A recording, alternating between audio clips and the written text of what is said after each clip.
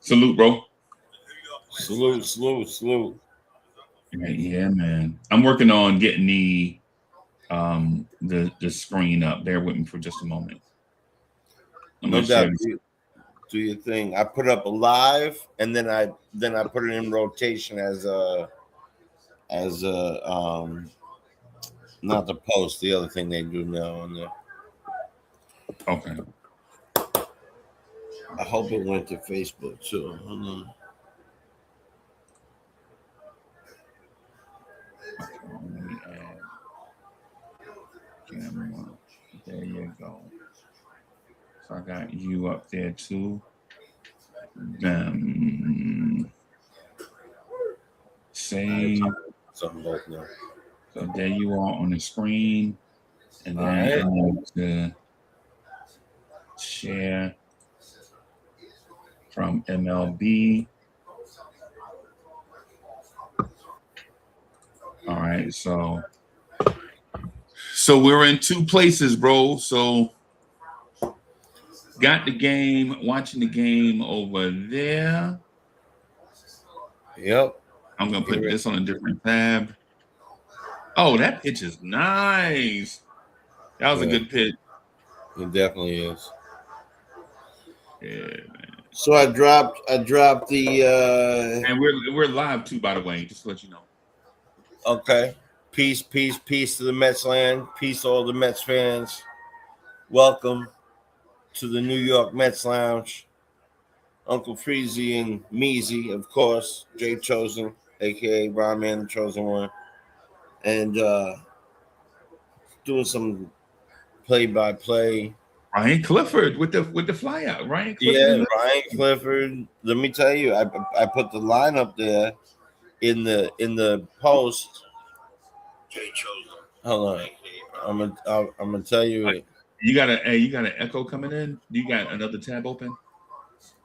And no, that was my. Do you hear it now? Yeah. I think the audio is coming from another tab you might have open. Um, I'm gonna turn this off. Hold on. How about now? How about now? I think you're good now. I think yeah. I just needed a few seconds to see if it was an echo. Yeah, I think it might have been the Gotham sports thing. Hold on Okay. one second. So that's Hagerman pitching versus Judge. Yeah, man. He threw that by him too.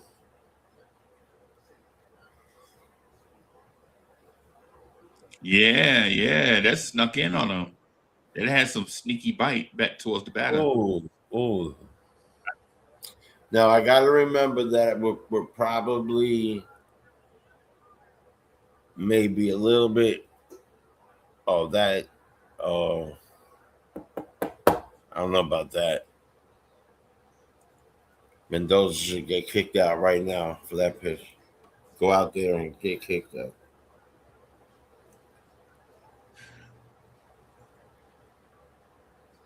Yeah, the MLB they won't update. Um, I don't know why they won't update. Let me see. Or maybe it's a little bit ahead. Maybe I'm Oh, a little bit. nice catch. Excuse me. Who's playing? Yeah, Wow. yeah, yeah. Good catch. Who's that at third? Let me go to Um, let me go to my lineup. it's not Bo Bichette. No, Arroyo. Somebody that's named. Arroyo. Christian Arroyo was the catcher for the Boston Red Sox at one point. And so you see, it is possible. I didn't know the NBA was playing. Oh, I forgot there was a game right now. Okay. Whatchamacallit? It's early. I forgot about it. It's early today. Cleveland, Oklahoma. Big game. Um, so here we go. Here I am. Yeah, and Jazz Chisholm. So where I'm at is Jazz Chisholm is at the plate, and that is a strike on the ABS challenge. Call overturned. It's 0-1. Okay, Good pitch. okay. Yeah, I'm at 0-1, but I'm gonna let you do most of the talking because I am in front, being in the New York market. Okay. So yeah, So it's 0-2 to Jazz Chisholm. Jazz Chisholm just takes strike two. right. Jazz Yeah, Chisholm, I'm strong definitely left let you do the talk. Definitely a strong lefty, hand. up and comer, a future star, possible star. Yeah.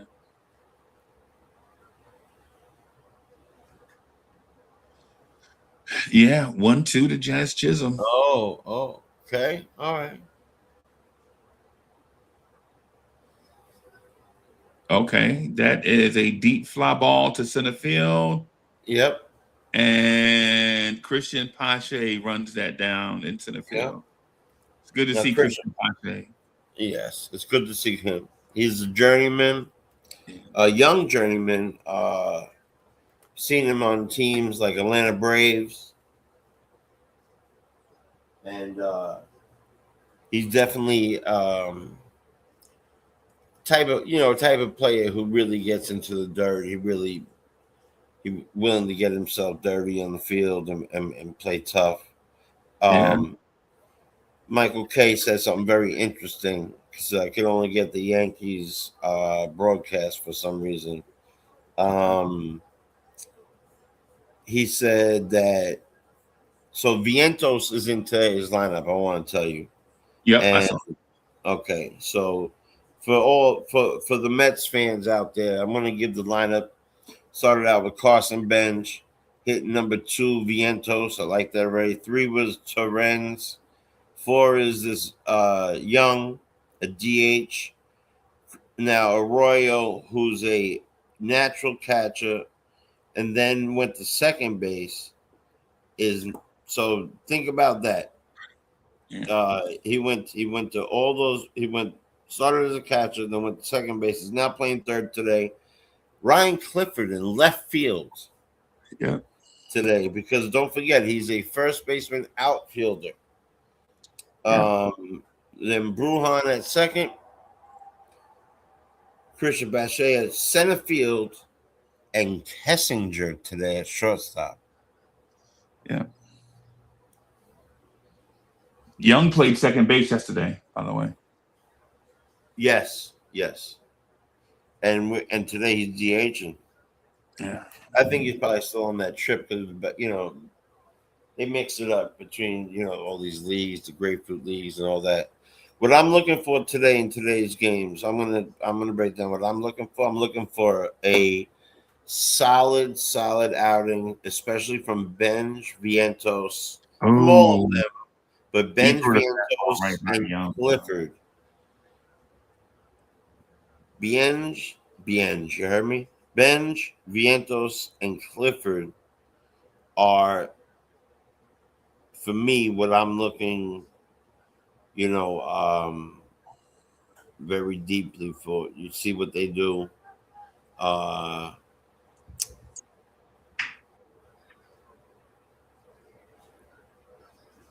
Most of these players are not going to make it to the big time, but Clifford can maybe.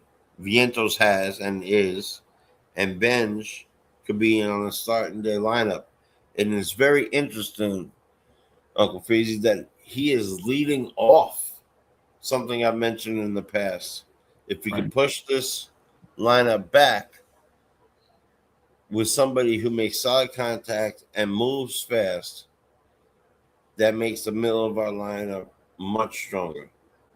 So it's Yep. interesting that Benj is starting at leadoff today. Yeah. So, all right. So it's 1-2 to Young. And and I thought the pitcher was going to throw a breaking ball in the dirt here, something that Yeah. started at the waist and just broke in the dirt. But he threw a elevated fastball to the outside part of the plate and missed, and that pitch wasn't competitive.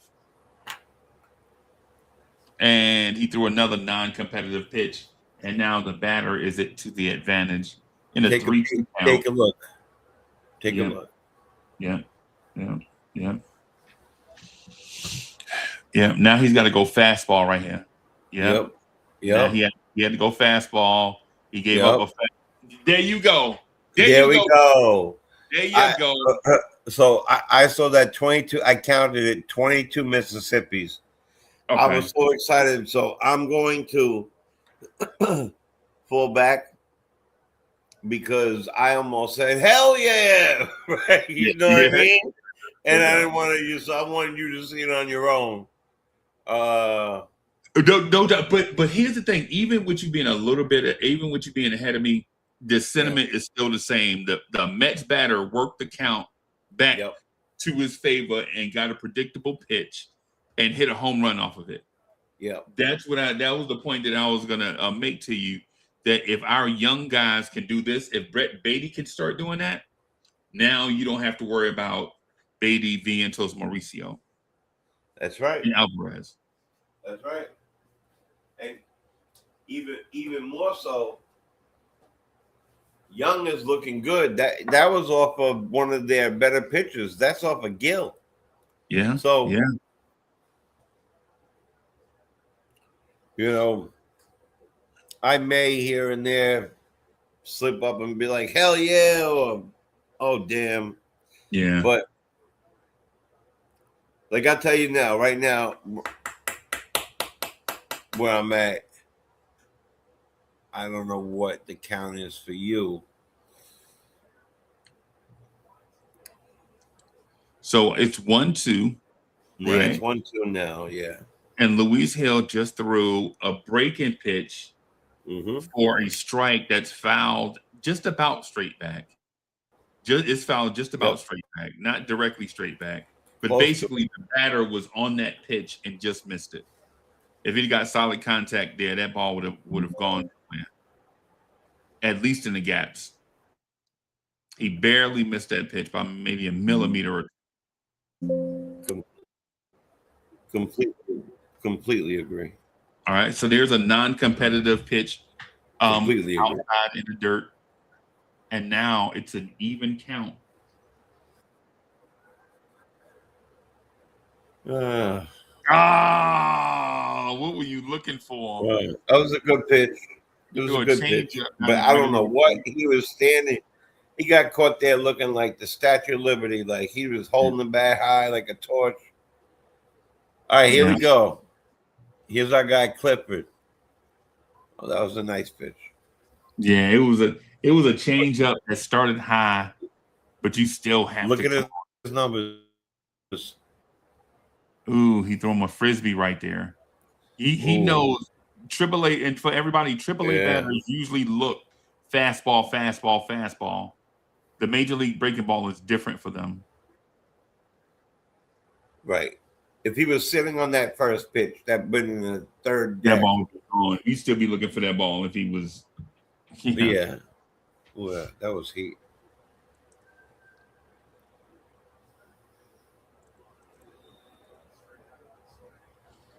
He just blew him away. Yeah.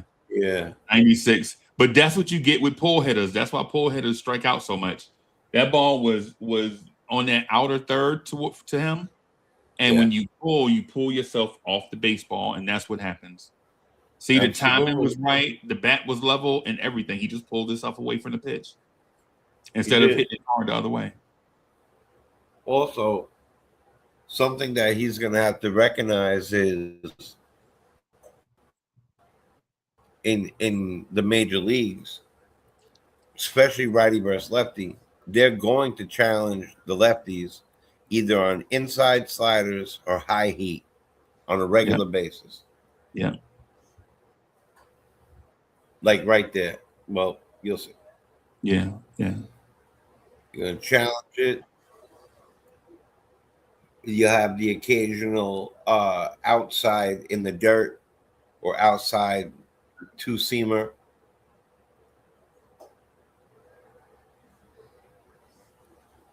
David Smith is Like in the building. Tony, what's good, bro? Salute to everybody peace, watching on YouTube and X. This dude, Luis Hill, is he's a very good Oh, pitcher. okay. Yeah. Okay.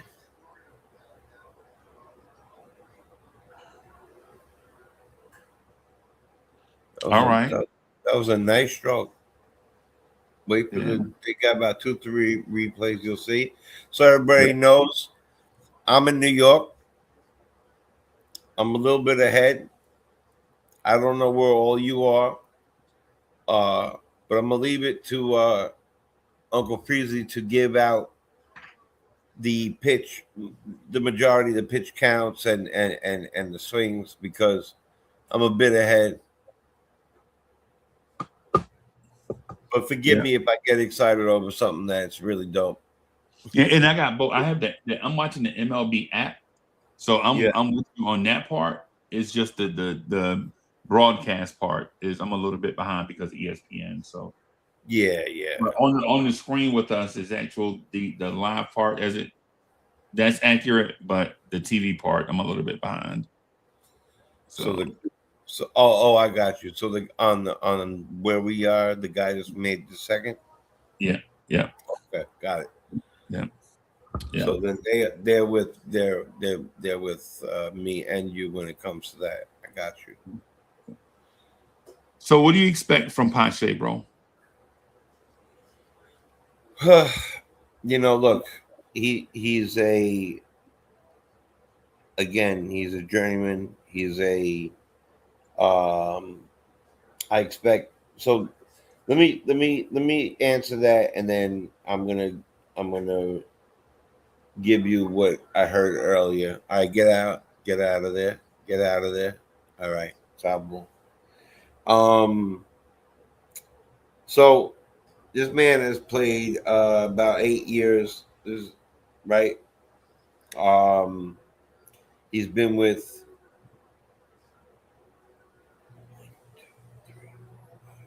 this is sixth team already in 7 years. I expect what that sounds like. But if listen, the man has been uh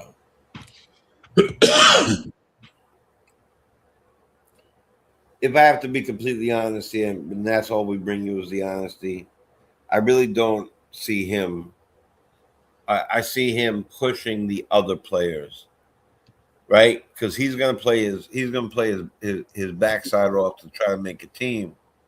And that's only gonna drive the people and he's playing center field. We already have a center fielder, so that's going to drive anybody else who could play center field, the Taylors and the et ceteras, to play even harder.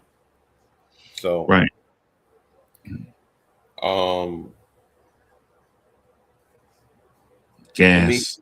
yeah, it was gas. For Yeah. me,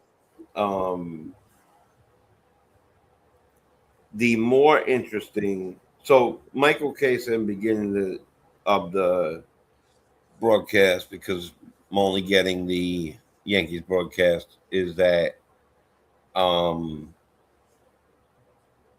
Vientos, he said, is one of the players vying for the third base slot, according to him. Which no, sorry, first base slot, according to him. Right. But that's according to Michael K.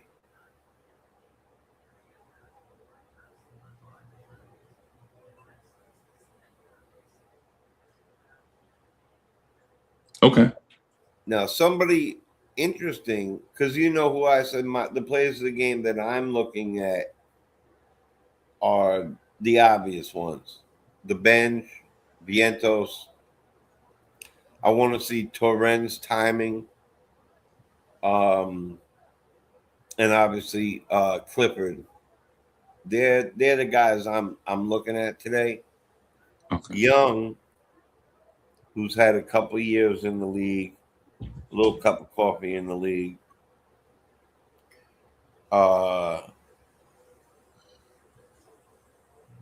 Has seemed to be, he played with Chicago and he really didn't have a place there. Pretty much a subpar average hitter. So for him to get that home run, because in the previous years, last year he played 22 games for us. He had 4 home runs in general in 22 games. In 16 games the year before with Chicago, we had 2, and then the year before, none. So he cracked one off with Gill today. It's a nice sign. But again, I think he's just pushing all the other players. Yeah, Goldschmidt is looking That bad. was a hell of a pitch. Goldschmidt, what? Goldschmidt is looking overmatched right now. Yeah, I think Goldschmidt. Listen, we all default that. Let me tell you something. You can never get back, and you can never defeat time. Yeah. And Yeah. remember we were talking about Rice. Yeah. So this guy up now is the. Remember we were talking about, do they have another catcher? Yeah, right, catcher. So this guy now is their main catcher, Wells. Yeah, he's pretty good. Yeah, and well, actually last year, I believe he had over 20 home runs. I'll double check it. He did. He had 21 home runs, but he struck out 118 times in 126 games. Yeah. He hits 219, 220, and 220. It's the first time he ever went over 20 home runs.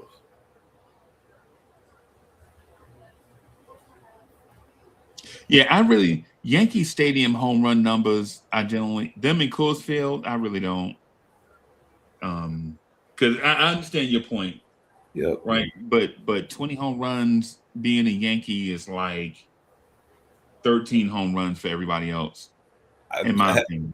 I told you my story. I once seen Johnny Damon check swing a home run. Yeah. I thought it was a bunt or going to be an infield fly rule. It went out. I was like, this is. And let's not forget another stadium, but they make a big deal over, and that be in the Philadelphia area. Yeah. That's the same. Hey, bro, this dude's cutter, this number 47. Number 47, his cutter is deceptive, bro. Should we keep an eye out on him? 47? Yeah, I mean, give me a second here. You talking about Hagerman? Yeah, his cutter is. Yeah, he's got a serious cutter. He's got a good curveball. He actually has a little bit of gas, I think, from the taco he had earlier. Yeah. No, I'm only messing around. Yo, he's the gorilla. What do they call it? The stuff they put in the hand. I forget, but whatever. Gorilla Yeah. Glue. Is The pine tar. Yeah. Yeah. Oh, Rosario on that slider looked bad. Yeah, I'm telling you, the slider is wicked. Hagman has a chance to make. He's been up with us a few times. Yeah. That's a nice pitch.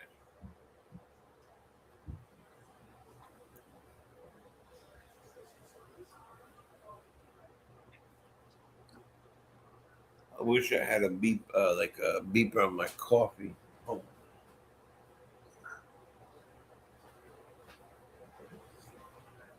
Yeah, man, that slider cutter mix is nice. Yeah, definitely.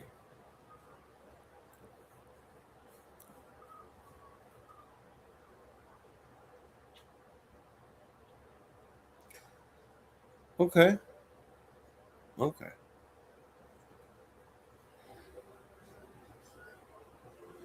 Hey, for a guy who played catcher, second base, and now third, Yeah. looked a little smoother than what I've been seeing. Yeah, but he threw a duck snort on it. I still like my third baseman to be moving towards the bag so the ball moves in a straight line. Like he didn't move his feet, he flipped his arm because he's got a strong arm. You can tell he's got a strong arm, right? I'm not saying that he can't throw, Right. right? But he threw that ball, and that ball had a hump in it getting to first base. And you would like your third baseman to crow hop and make a strong throw to first. Right. But you can best believe somebody's gonna say something to him like, "Hey, bro, like, hey, like, Right. get your fundamentals. I know it's spring training, and I know that runner wasn't fast, but you don't want that to be a habit." Right. Mhm. Especially So, since, but so first of all, he's a catcher, right? right. So he has to have some sort of arm, right? Yep. Yeah. And it's got to be pretty on point. However, he's no longer a catcher, so that means something. And after he stopped catching, he became a second baseman. Yeah. Now, for second base, two things happen. One, you're the closest person to this first baseman, so you could throw the little duck joint if Yeah. it's close enough. But turning double plays, you gotta have a strong arm. And strong and accurate. Yeah. Yeah. The guy's a monster. Oh, God. Yeah. And throwing that double play ball, from my experience, the way I was taught, from short, if I'm throwing, if depending on where the second baseman, because my second baseman will either tell me inside or outside. Either Yep. way, if he says inside, I have to throw that ball to his inside hip so he can catch and flip that ball. You know what I'm saying? Yep. And if he says outside, then I'm throwing that ball to his outside hip, outside the bag, so he can touch the bag and step back and make a strong throw. Right. Yeah, so it's like all these little nuanced things that you have to learn if you're a shortstop, third baseman, turn into. So Yep. Because before video calls and turnovers, you didn't even have to touch the bag. You just slid near it and they called them yeah. out. For safety reasons, because you don't want all your Right. infield getting taken out every ground ball. Yep. But I'm talking about like even like you remember they would turn a double play and slide their foot and it might be like 8 inches away from the bag, but Yeah, it's out because the umpire is watching the movement. yeah, yeah, yeah. Now in uh Did you see him throw that fastball by him just now? yep, That ball darted back towards the batter, yep. and now he's still in the same place in it on that still. Yeah, Kessinger, you got to Uh-huh. Kessinger. Kessinger don't have a future if he can't hit that, bro. If you can't hit 94-mile-per-hour fastballs, bro, you got to go sell insurance. You might not be able to do that. Yeah. Kessinger. Let me look him up. 2 years in You see that you notice he hadn't thrown anything except the fastball since, right? yep. And he canned him on the inside, paint the black. See, what is he waiting on though? All Protect the fastballs, plate. bro. Yeah. All fastballs, protect the All plate. fastballs. Yeah. I'll be back. I'm grabbing my glasses. All right.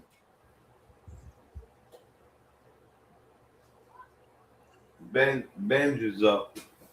Yeah.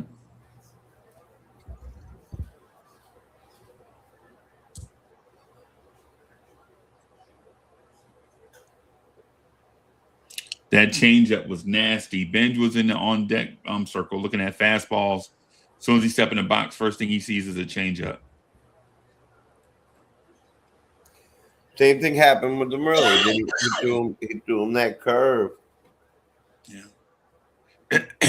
So Benj, a prospect doesn't get to see Okay. fastballs because he can hit fastballs. Oh, that's a tie.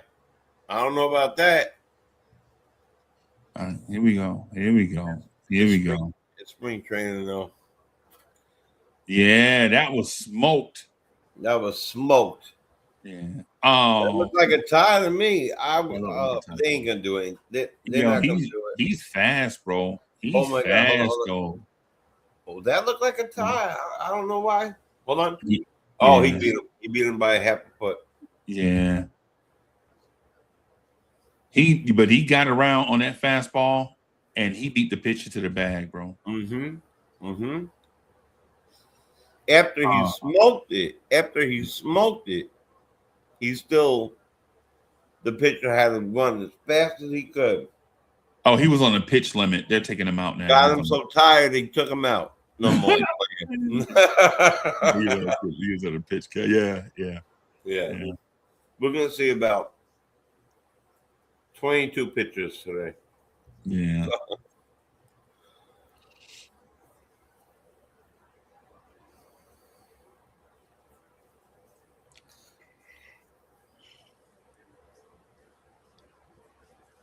Yeah.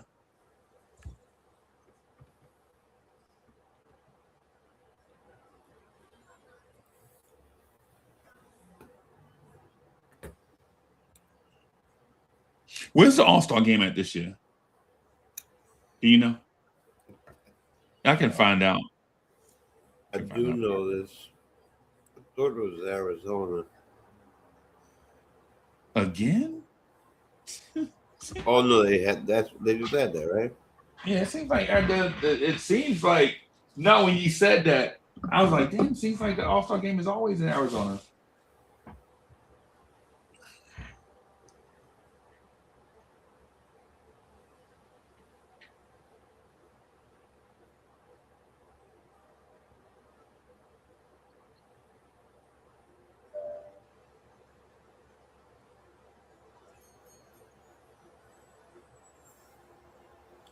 It's in Philly. Oh wow! Oh, that's gonna be a home run fest. Yeah. Hey David, you know I hear you on that.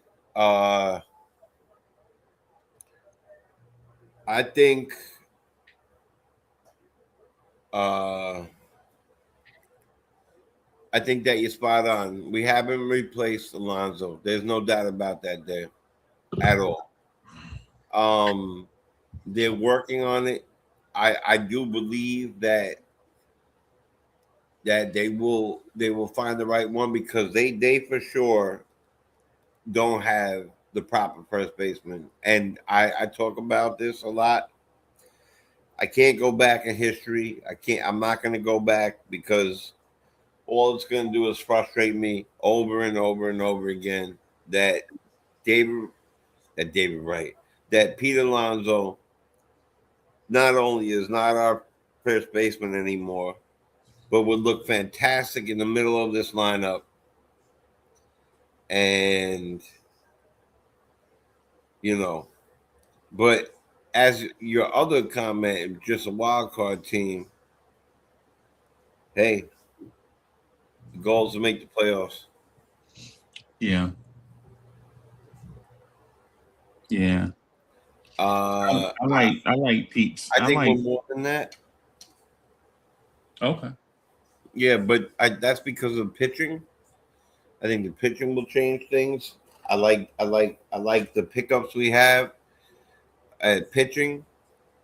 I think Williams is going to have a really good year at closing. I really feel it's going to change things. That's how I feel. But they definitely need definites. Like, I don't want to keep hearing this is one of the guys that may make the first base. That doesn't make sense to me. Yeah. I think it was all clubhouse. I don't think it had nothing to do with his production, bro. It couldn't have been because his production. Yeah, it was clubhouse, bro. Because you don't spend more money at first base and then claim to not want Pete. You don't want to give Pete the money, but at the same time, you spend more money at first base. Like Pete got what, 30 million, 35, 30 from the Orioles? And then you bring in Polanco, then you bring in Polanco for 20, right? And then you bring in a whole bunch of other guys. Yeah. Right. And then you give us the story that you're trying about a bunch of kids or then they give us this other story that the guy who's supposed to be playing first base that you have down as a DH first baseman never played first base in his life. But I'm not just concerned with that. I'm concerned with okay. That's cool. So Benj in right field means Benj won't be the center fielder. Oh wow. Yeah, that was wow. Yeah, yeah. Who put that out? Caballeros. But it's not like he threw 3 predictable pitches, bro. He threw 3 predictable pitches back to back. By the third pitch, he was like, I know what's coming. Right. I think that's not Hageman anymore because I think they move people around. Hold on. Yeah, you see that? See that pitch? Yep. That pitch. Look, as soon as he hit it, damn, it was gone. He knew it was gone. Yep. That was Hageman. Yeah. So why did he go away from those beautiful sliders? What's this? Oh, that was the replay. Yeah. Why did he go away from the sliders? He was killing him with the sliders. Yeah. See, that's the thing. When you throw all those cutters, eventually you'll get caught up to. Mm-hmm. So that was okay. So you mixed up and threw a sinker in there, but the sinker didn't sink. No sink to it. Like right there, that was sink. So. Yeah, it had no downward. It had no downward spike to it. Right there, though. Watch this.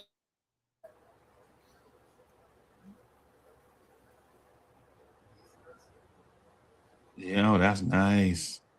Yeah, that's nice. That was nice. Yep. I think he might have been looking for the slider there. Yep. But with two strikes, bro. With 2 strikes. He didn't call that a strike? Oh, he did. Yeah. With 2 strikes, you got to protect the plate. It's not about which pitch. Always. That's why when the guy struck out before on 3 straight fastballs, I couldn't believe it because protect the plate. Yeah. You learned that at 4 years old. Yeah. That was a nice slider. Yeah, man.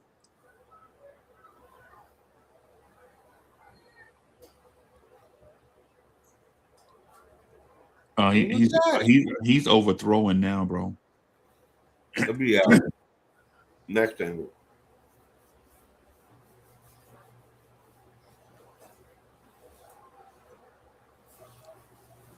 That was low? That's what I'm saying. Where's he at? That's why I had to put my glasses on. Like,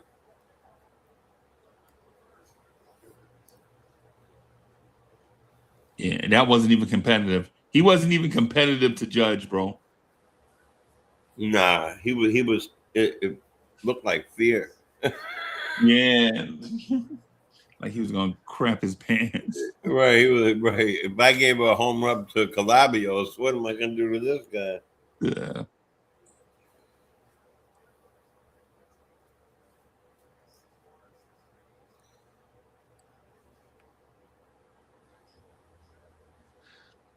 Ooh. Yeah, he might have lost it, bro. Yeah, home runs will shake you up, though. Home runs will shake you up. Also, Hagman, is he a 1 inning pitcher? Is he a 1.5 inning pitcher? He's Oh, that's a never nice right pitch. now. Look out for that 2-0 pitch. I saw it. I saw it. Ooh.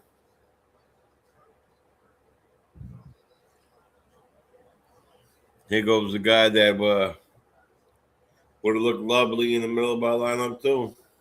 Yeah.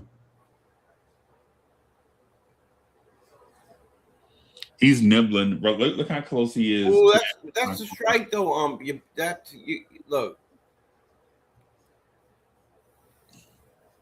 So he can't make people miss in the zone. Blaze Solar, indeed. He said you misspelled the Yankees. It should be Stankies. Yeah. We know. Yeah. Oh, I did misspell Yankees. I did misspell Yankees, man. My bad, y'all. I was in a rush. No, but he meant it as you. I now I see it. You really did do it. Yeah, I misspelled Yankees. Yeah, but he was saying, "Good afternoon, brother. Good afternoon." Yeah. Yeah, salute. Yeah, he was talking about you misspelled it. It should be Stankies. See, this is the nuance. That ground ball to third is nuanced stuff, right? What is this? Right. You like when you see him attack that ball at third, he's going around that ball because he was trained to do that. But you can't do when that ball is beat in the dirt like that. You just got to get to it. Yeah, definitely, 1,000%. Yeah, something that we're not going to see a lot out of. I mean, we have to advocate heavily for what's his face to. I think we'd have been out of this inning right now. Beatty would have turned 2 on that right there, bro. Yep, we cannot have a shot at third base. Period. First base we got to figure out. Beatty needs to play third. We have to figure out first base and DH. Period. Yeah. So, Blade, we had a home run. We had a first inning from Hageman that looked like perfection. Yeah. With fantastic sliders and some heat. Some up the heat. Some cutters. Yeah. The Benja's leading off today, and Clippard's hitting sixth, and who did I say was hitting second? Vientos? No, not Vientos. Yeah, Vientos. Okay. Yep, Vientos second. Torrens. Then Young hit a home run for us today. Yeah. A tower and a great at bat, bro. It was a great at bat. Definitely. Fought off some pitches, made the pitcher work. Then Hageman gave up almost like I'm tired, get me out of here home run. Yeah. And then he wasn't competitive. He wasn't even competitive after that. Right. He gave up a tank. He went in the tank. Right. I pressed pause on the new ABS challenge rules. Each team will receive 2 challenges. Successfully challenged and retained. Only batter, pitcher, or catcher may challenge. Assistance from dugouts or elsewhere not permitted. Oh. Yeah. Yeah, because teams cheat doing that because they watch the review and then challenge. Right, which is the same thing as reviewing. Right, exactly. And this is in bold letters. Challenges must be immediately after the umpire's call. Yeah. And teams will receive an additional challenge in extra innings. That will be at the start during this year. Okay, let me catch up to where we are. And Jazz don't have Ponto on his bat. What's going on with him? He don't have no Ponto. Oh, there! I knew it. Someone's going. He don't have no. How is he gonna hold on to the bat? When I saw the bat, I was like, "Damn, he don't have nothing on the bat." And then he went and got some bat spray to put on it. Okay. Yeah. He might have thrown it. He might have threw that bat in the center field, bro. No doubt. No doubt. He might have hit my man right here sitting in the front row. Yeah, Blade, definitely we signed him for his bat. He has to go to DH. That I think that yes, everything you're saying right now. Yes, Uncle Freeze. That's why I'm saying on a regular basis. He says it. We talk about this a lot. I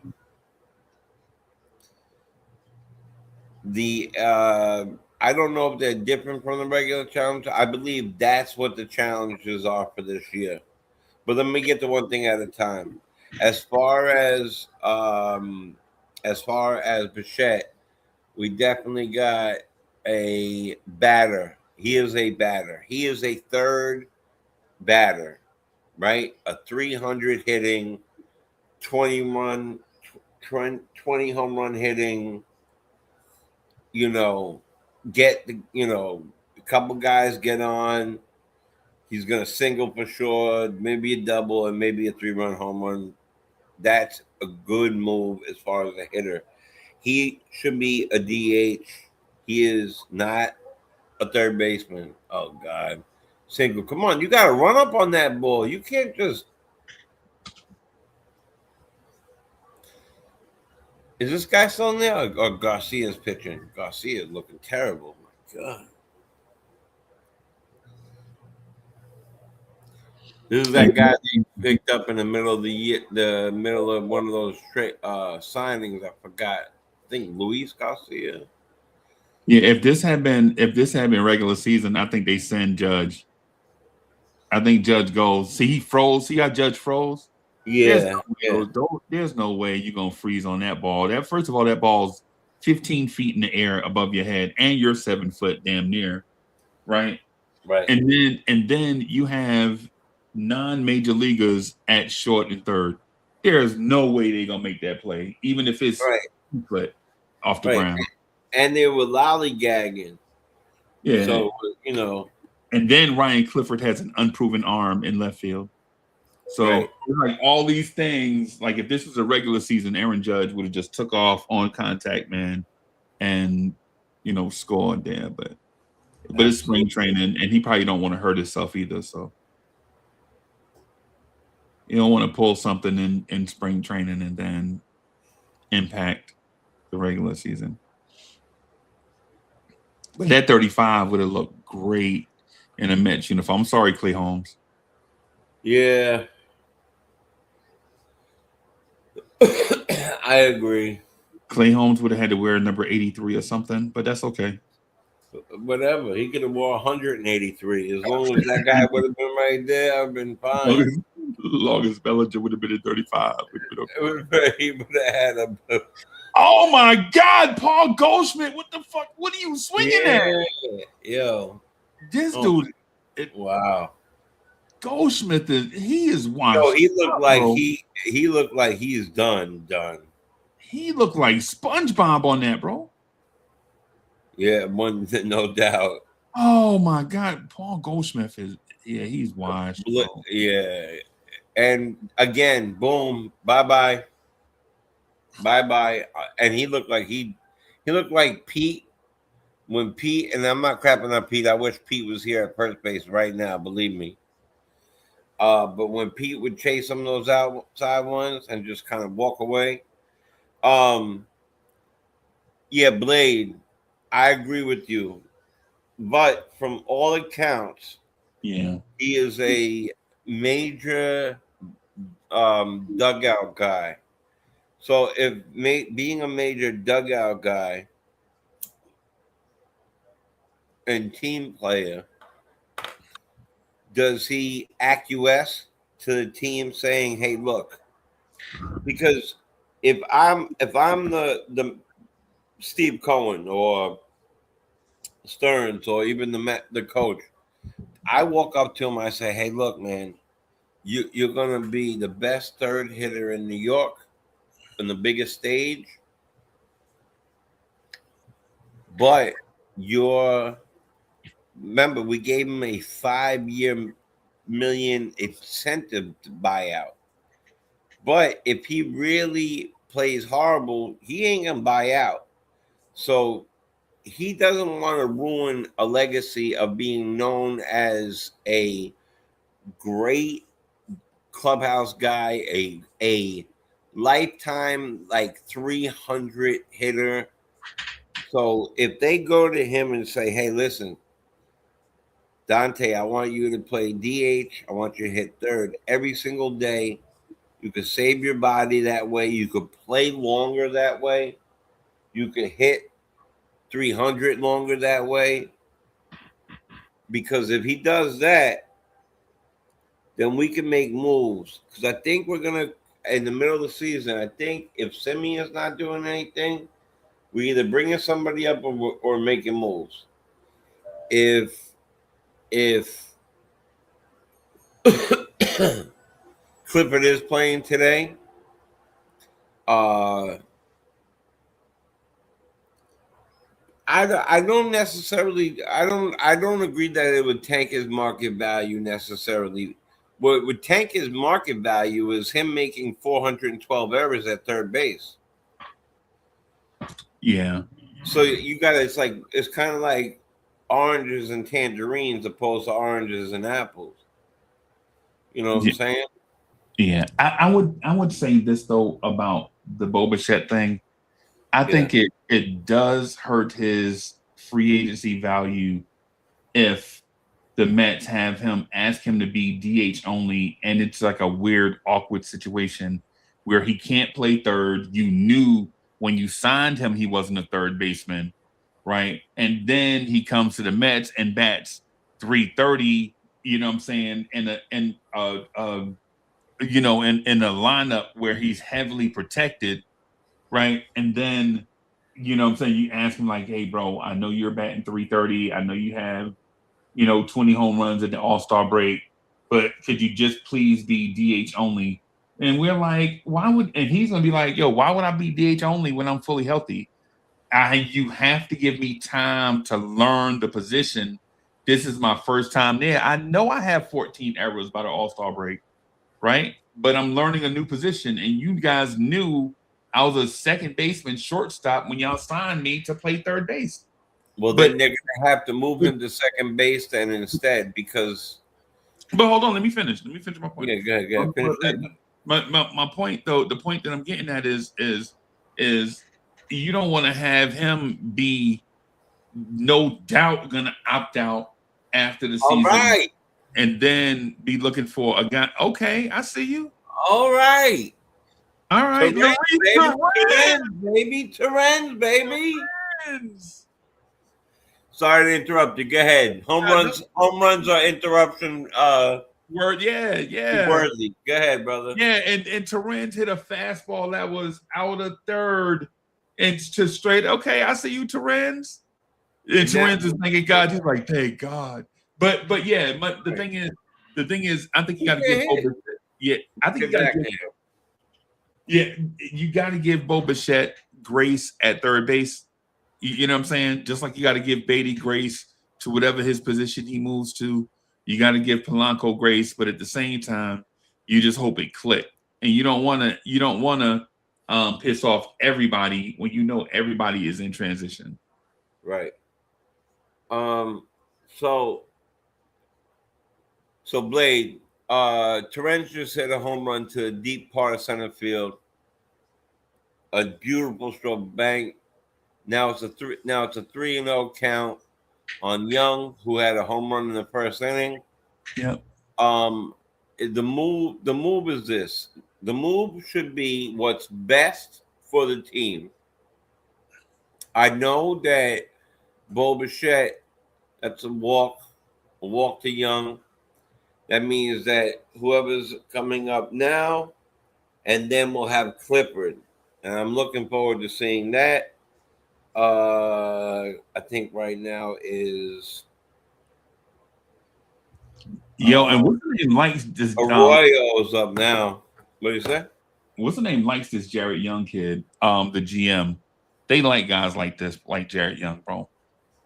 Stearns? Yeah, Yeah. like these guys that could play multiple positions. Yep. You know, guys that are professional grinders. They like guys like that. This guy is second and third, and when in doubt, still a catcher. Yeah. Yeah. So, no doubt, we appreciate that, Blade. That's what we're doing. David Smith trade Alvarez, huh? He has a negative impact on the game. Oh man, that's Uncle Freezy's guy. I love it. I like, pardon me. I like Alvarez.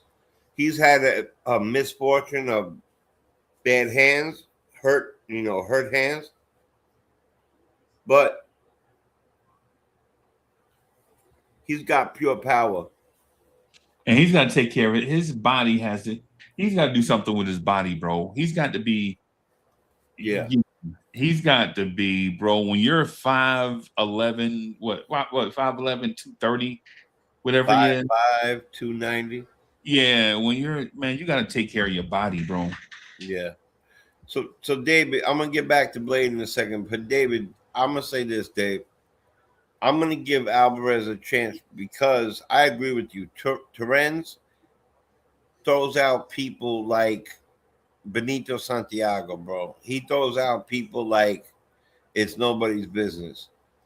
But when he came back, but you see, basketball and baseball are different. When Alvarez came back, he actually was hitting the baseball. So it's not like he was hurting them personally. To me, last year, it was the cycle of bad defense all around besides catcher. I think catcher was an all solid spot with defense, with both Alvy and most definitely Terrence. And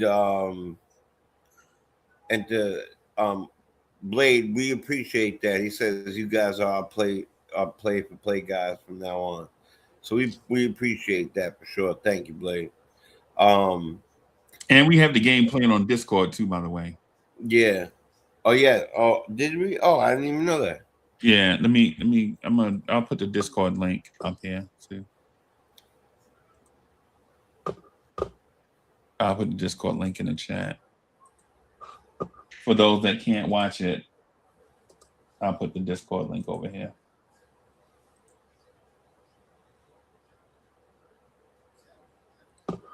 I tell you what, I'm gonna slide over to the Discord link and carry on the conversation with them.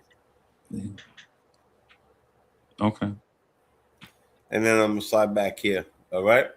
Yeah, you can do both, bro. I'm doing both at the same time too. Yeah. Dave, Terrence is a most definitely an excellent. What happened with Clifford? He got a double or something? He grounded out. Oh. It was a weak ground out to like a soft, like he got fooled and just put the bat on the ball. Like a T-ball ground out? Yeah. Come on, hustle. Yeah, it's like a Brandon Nimmo ground out. Yeah, like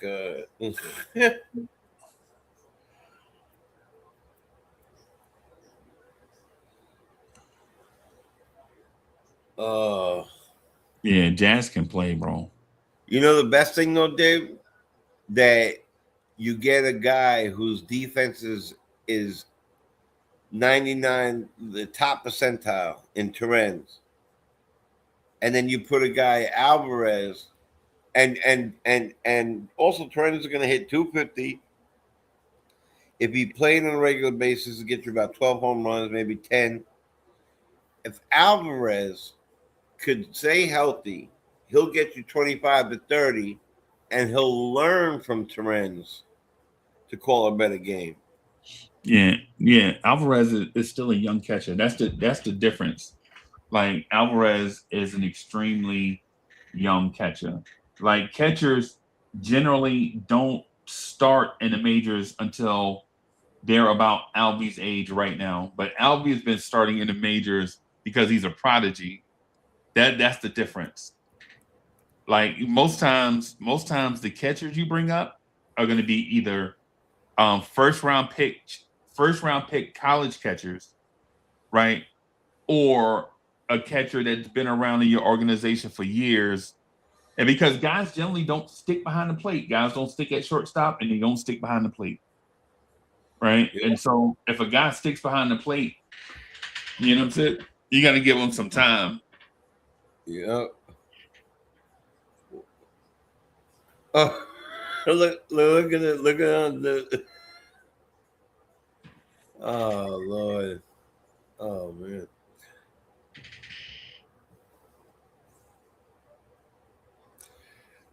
Dave, I'm going to say this. I'm willing to give. I was saying the same thing in the beginning of the year. Then Uncle Freezy and I talked about it. Alvarez off the jump, right, was called up, brought down, called up. Then he got right. He hit 25 dingers. He hurts one hand, hurts another hand. So I said this year, you know, we should move him around. But the fact is, when he came back, he was cracking the ball with bad hands. So I'm willing to give him a shot. Don't forget that we have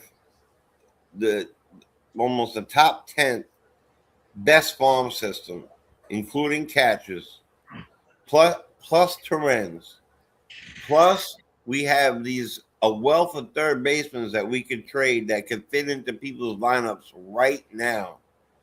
So yes, if we want to make a trade for a great pitcher and a great hitter, maybe a first baseman, let Beatty play third, let Bo Bichette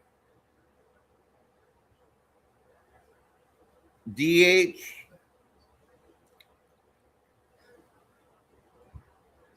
You know, there's a lot of things. That could be done. I think I'm gonna say this to you, Dave, before I slide over to the thing for a minute. I'm gonna say this to you. I do not think that the moving and the grooving is over yet. Relief pitching changes. Remember, this is the beginning of spring training. It's a big loss, but it's a big loss. But what the hell? Wait till you see this. With the Diaz thing, I'm gonna just say one name. Look at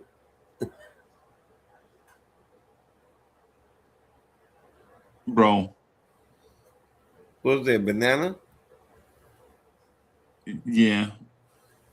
He looking at the ground like this fucking ground. No, bro. Really? No, bro. It's not the ground. You don't have footwork.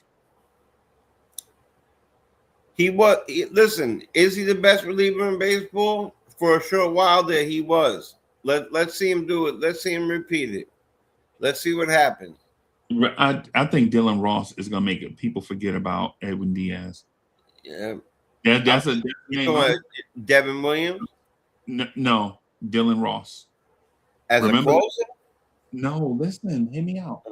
Dylan Ross is gonna make people forget about Edwin Diaz because a lot of times the bullpen was so bad. By the time we got to Edwin Diaz, he would put out a fire, right?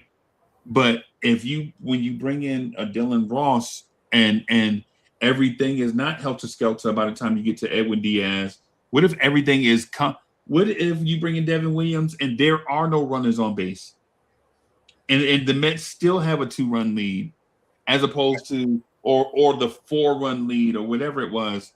Like a lot of times, by the time we got to Edwin Diaz, bro, we had a 5-run. I mean, we'll have a 5-run lead. By the time we get to Diaz, a team would score 4 runs on our bullpen, and you need Edwin Diaz to come in and close it without giving up a run. But now that you added some arms to the bullpen, bro, now those games where you started off, it was 5-0 in the 6th inning. And by the time you got a Diaz in the ninth, we were only up a run. You won't have that now that you have certain arms in the bullpen, bro. Right. Is how you get to your closer, basically.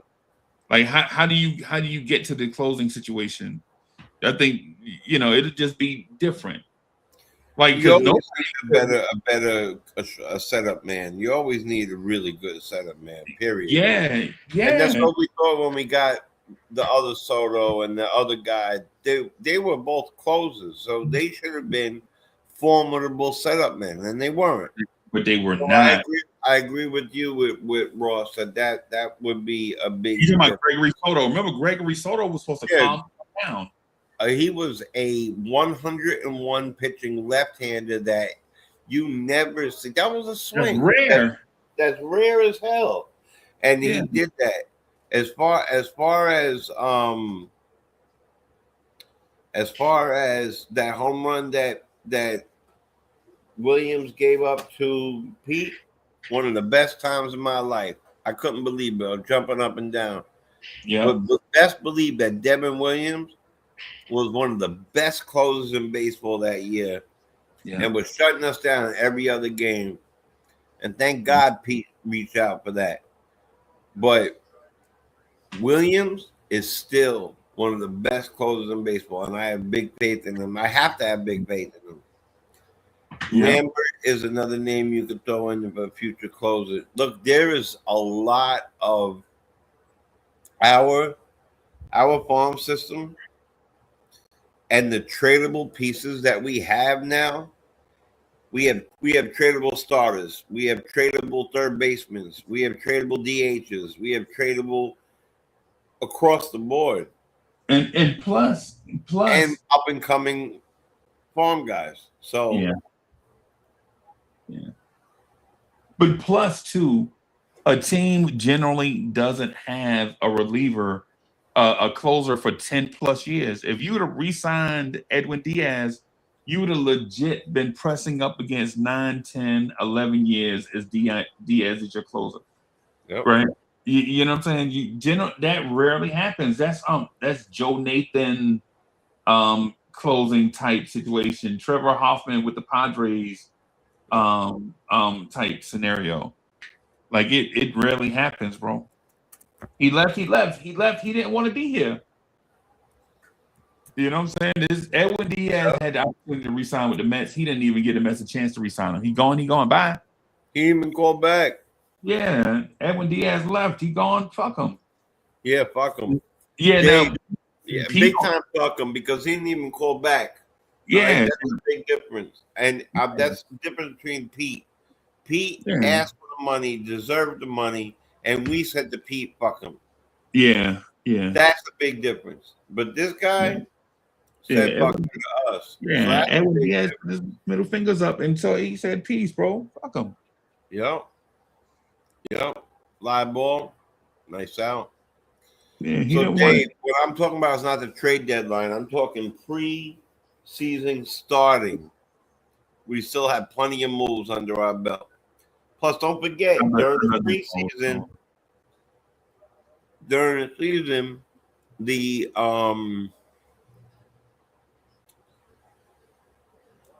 I think that culture was moved.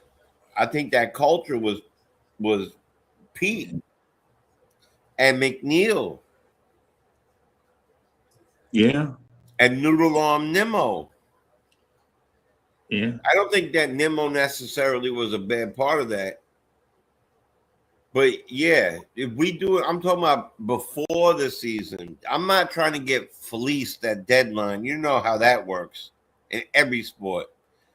But I'm talking about going into this season. Right now, you could never do anything until you showcase the players that you might see them in AAA. A lot of these teams have never seen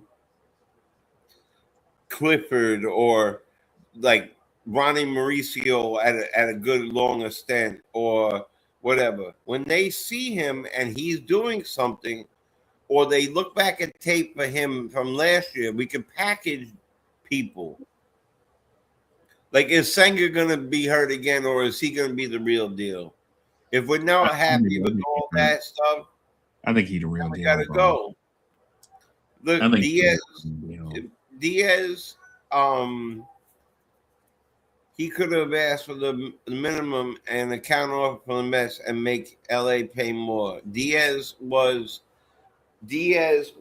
set to go out of the cold onto a team that is stacking up like when Durant went to Golden State, and that's really what he wanted. I really wanted Pete to stay. Diaz, I'm gonna tell you something. I've been watching Diaz since he was on Seattle. I knew that he was the real deal. So when we got him, and it was Kalenic and not McNeil at the time, I was happy because in that next year, McNeil what does he do? He gets the batting title, and Diaz comes in. He slow starts, but then he becomes the trumpet guy. But we can't all sit here and act like Diaz didn't load the bases every damn time, get our hearts pumping like shaking in our boots, and then strike out everybody. That's not a way to do that. Pete should have been, as a homegrown player, as a guy who just became the home run king, should have been treated like the home run king. And if you ask me right now, if you put Pete in a lineup where Bo Bichette hits right before him at 300, and it goes Lindor, Soto, Bichette, Pete, that's a hell of a lineup right there. Yeah.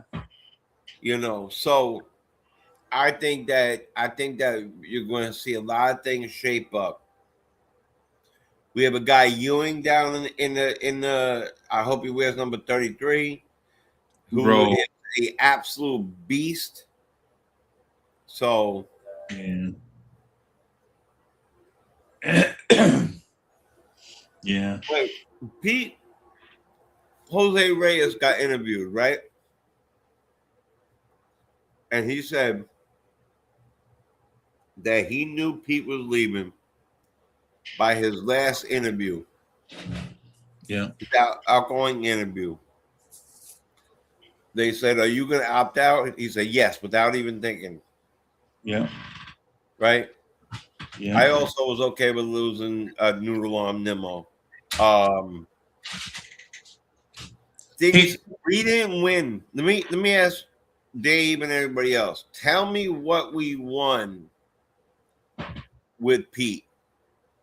Pete had a chance, Dave, to get a 7-year, $177 million contract at the same time that Atlanta was putting out contracts as a second-year player. He should have took it. Yeah. He should have took it. We never had this problem. Yeah. Just one other thing too that we don't mention, and I think it's not fair to the conversation as a whole. Pete Alonso would still be here as a Met if he only embraced playing some DH. If Pete would have been like, "Yo, yeah, I could be a part-time DH. I can play 80 games at first and 80 games in the DH spot. I can do that." He didn't want to do that. He wanted to play 161 games at first base. And he was an average first baseman. And he was terrible, bro. Yeah. Like Pete, you're not a first baseman that can run. You're not mobile, right? You're not the best part of his defense is picking the ball out of the dirt, right? But anything that got to do with moving his feet, he's terrible. Yep. You know what I'm saying? Like, because think about it, if Pete was an average first baseman, there's no way they would have signed Polanco to play first base. Nice it, man. First and second. Yeah. You know what I'm saying? If Pete was an average first baseman, there is no way they would have been on the first base hunt. Yeah. You know what I'm saying? So it's like all these. If Pete would have just embraced playing some DH, right? The whole conversation is different. Pete is still a Met, right? Now McNeil is still gone, and Nemo is still gone, right? But all he had to do was like, hey, bro, okay, I understand. At 30 years old or whatever Pete is, he's like, yeah, I had all my years at first base. You know what I'm saying? I'll get some DH at bats. But he didn't want to do that. That's Pete telling you, no, I'm not making changes. I'm not going to do what's best for the team. Yeah. Now, did he get his money to go to Baltimore and be their everyday first baseman? Of course, because they have a mess at first base, right? They have first baseman that can hit for average and no power. They have a first baseman that can hit for power, no average, no defense. And Pete Alonso, just by showing up, is better than all three of the guys that they had. Yep. Listen, I will agree with you all, though. Pete should have been treated much better. But we did, telling me that we got to 2 games away with that mumbo jumbo lineup, starting pitching of a hurt Sanger, pitching over his head, flying Hawaiian, And Severino, don't forget Severino. Severino and Katana. Yeah. Listen, we don't like giving out. Look at this double play. Oh my god. Come on, Ben. He runs like the wind, though. I'm gonna tell you that. I will say this. Yeah, we missed it. We missed it by 1 game, but that's missing it. It's still missing it. I think, no doubt about it. We beat that team, the Dodgers, which we should have, because remember in that game they were throwing nothing but bullpen pitchers at us, and Minaya had no more in his tank. He gave up some runs. We couldn't score runs. We were done. That was a marvelous year for me because do you remember when we went to Atlanta towards the end of the year and Lindor and Vientos were carrying us like hell. There's a lot of stories coming out now about Pete treating people terribly in the dugout. And he was a subpar first baseman. Adequate, I'll give you adequate. But he wasn't a they were going for more defense. But I do agree he should have. It was a magical season. I loved it. I went to one too. Which one did you go to, Dave?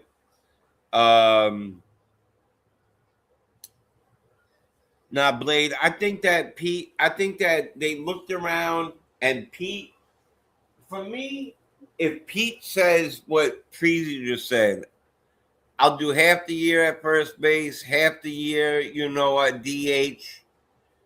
I think it's a little bit different. I just don't think, I think that it was too much. A lot of crybaby crap, trying to break with the bat over his knee. He did get better. He had a great year that last year. He said on that walkout thing, and that's when he knew. I think that's when I was at Game 5. That was not Game 5.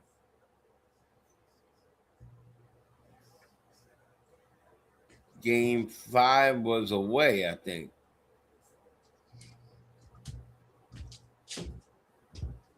I'm pretty sure.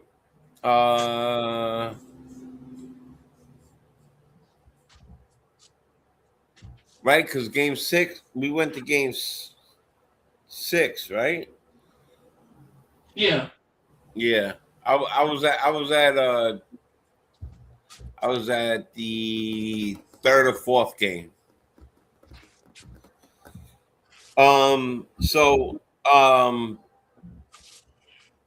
Yeah, we lost in 6, and we lost at Citi Field, and we were the Dodgers had a better record, right? Yeah.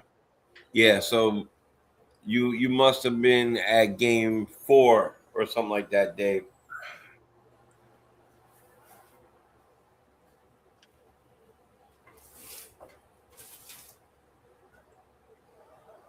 Oh, it's snowing.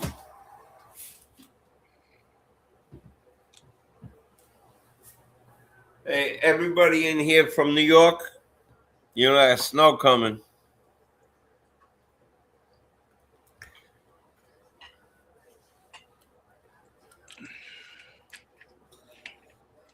Yeah.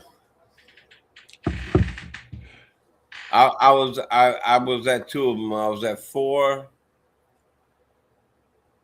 and it was a loss. So you might have been sitting 3 rows behind me, for all I know. Right. That was you screaming at me. But look, I'm still gonna say this to the if I knew you then, I would have definitely came up and chit chatted about all things with you and said hello. No doubt about it.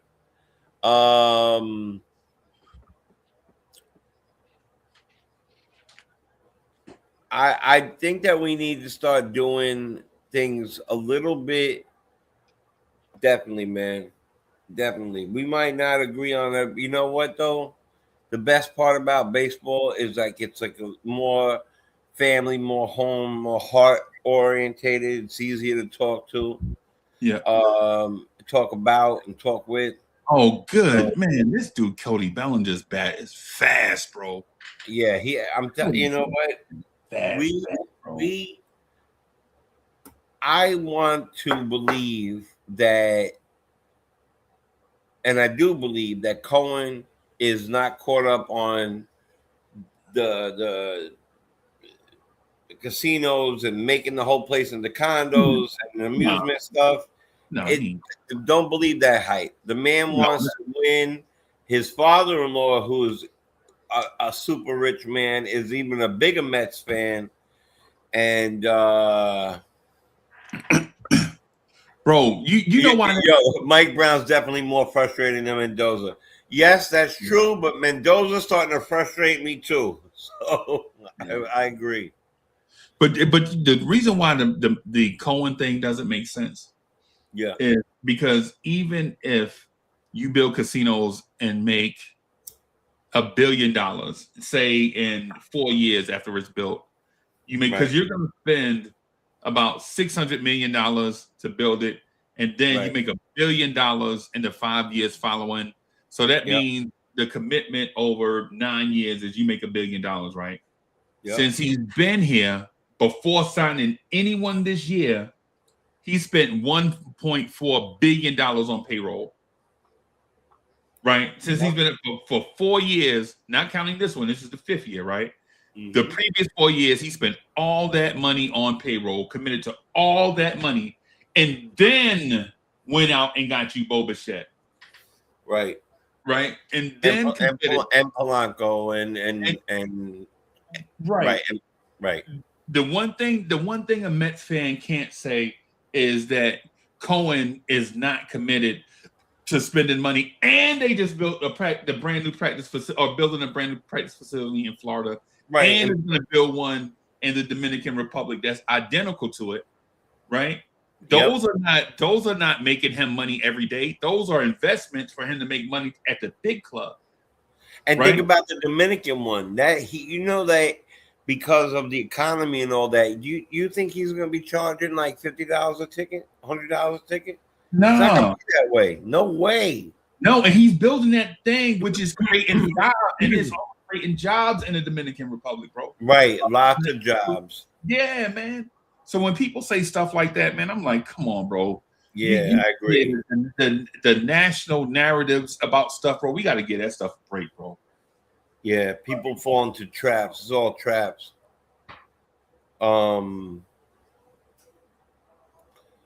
I think that they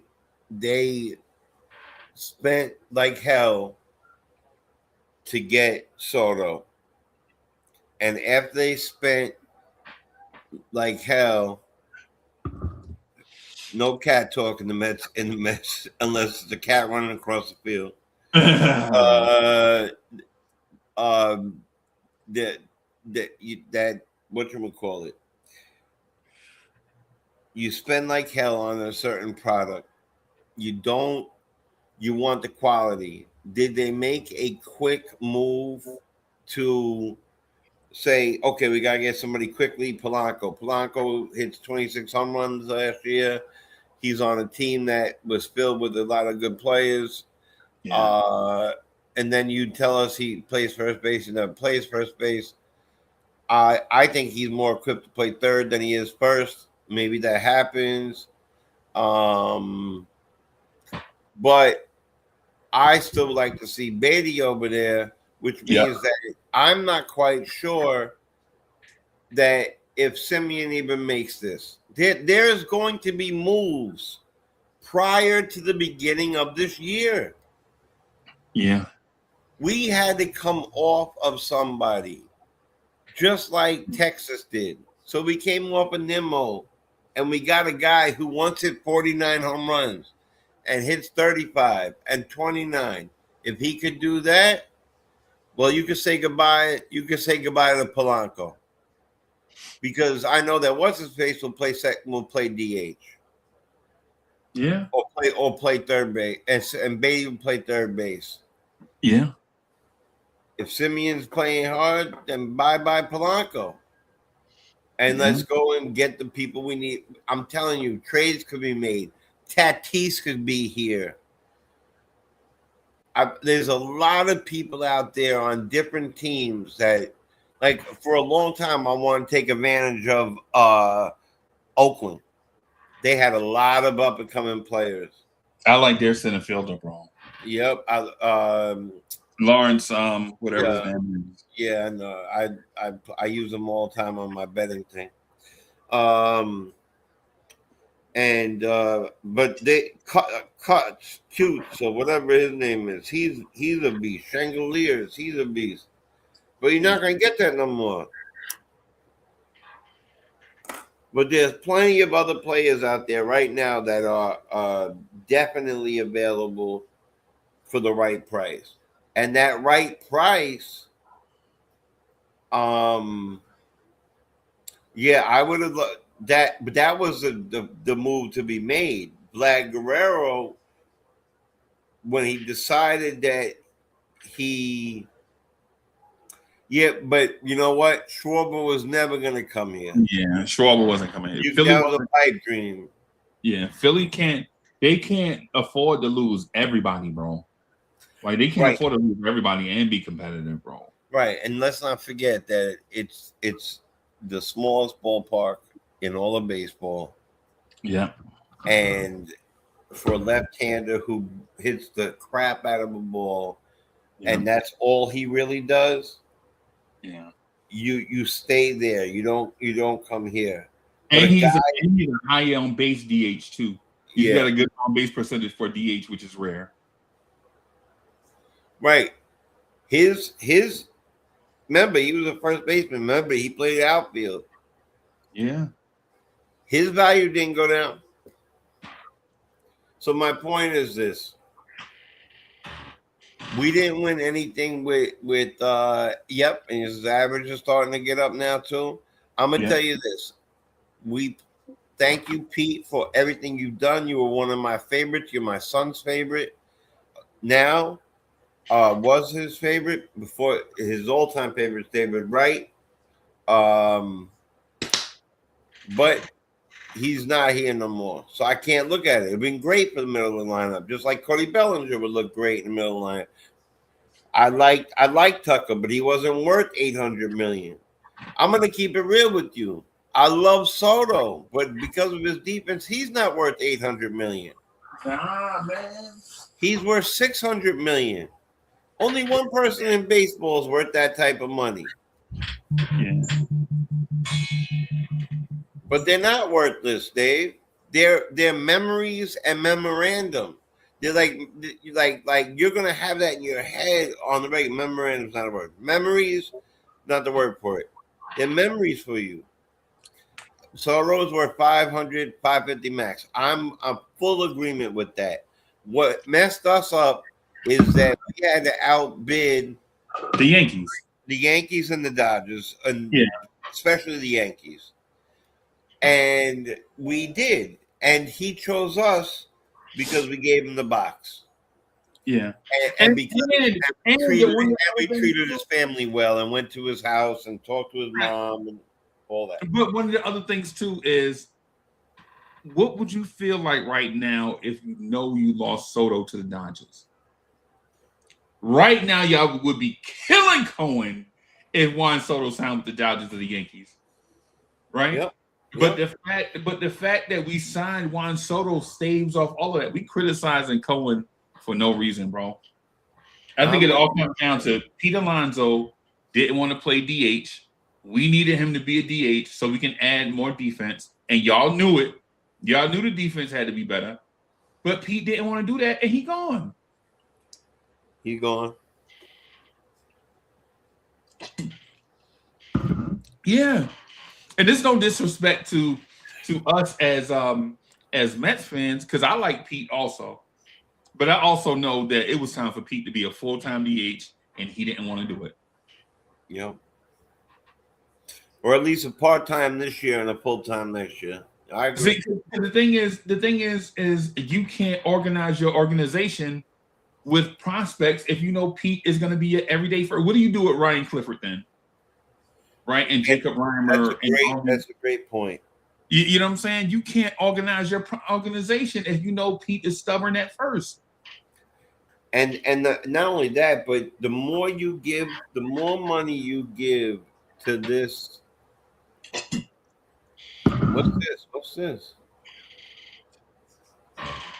Was that earlier? Yeah, that was a Transformer monster. Oh, is that a second Transformer? That's a second Transformer. What?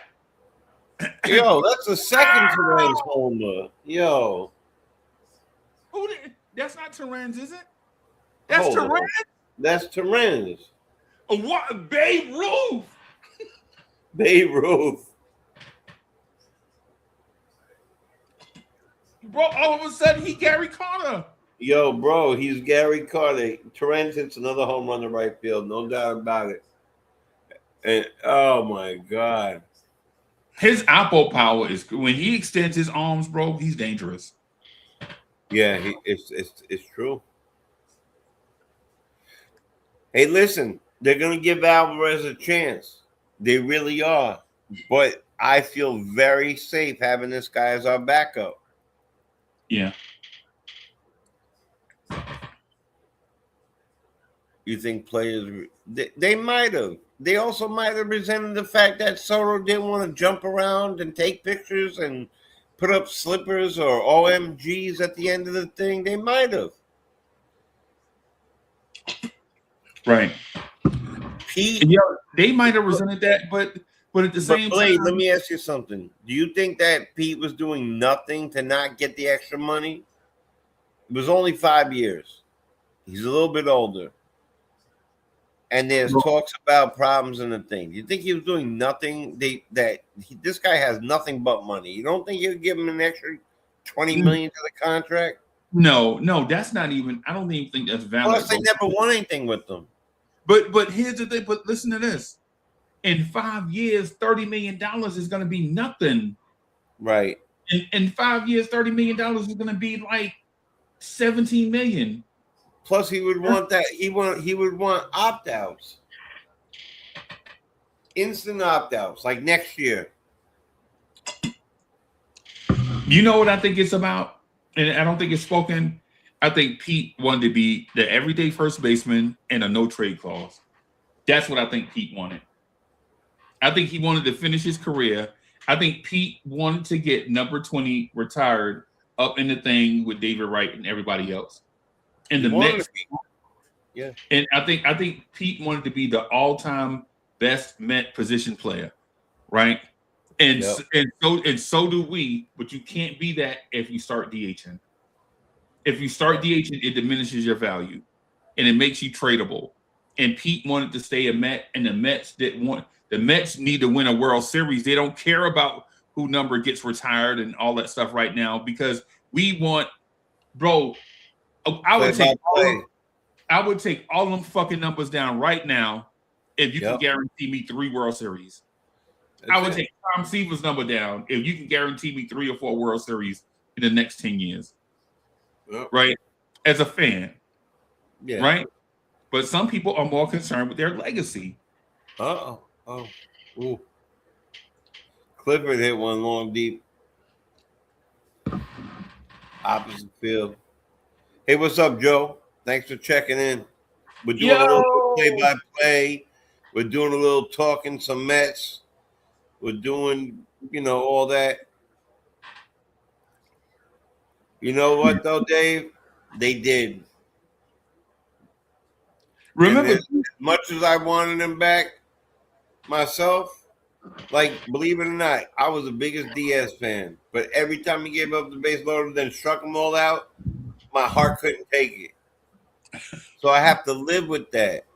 Diaz didn't want to be a Met, bro. And Diaz didn't want to be. He wanted to be where it was warmer all the time and on a team that was stacked galore.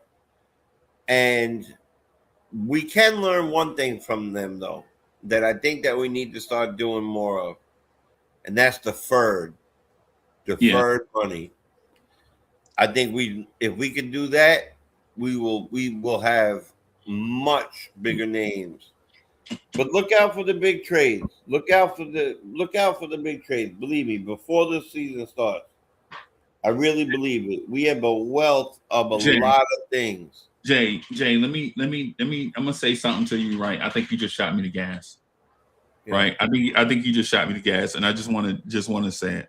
All right, and there's no disrespect, right? It's no disrespect, right?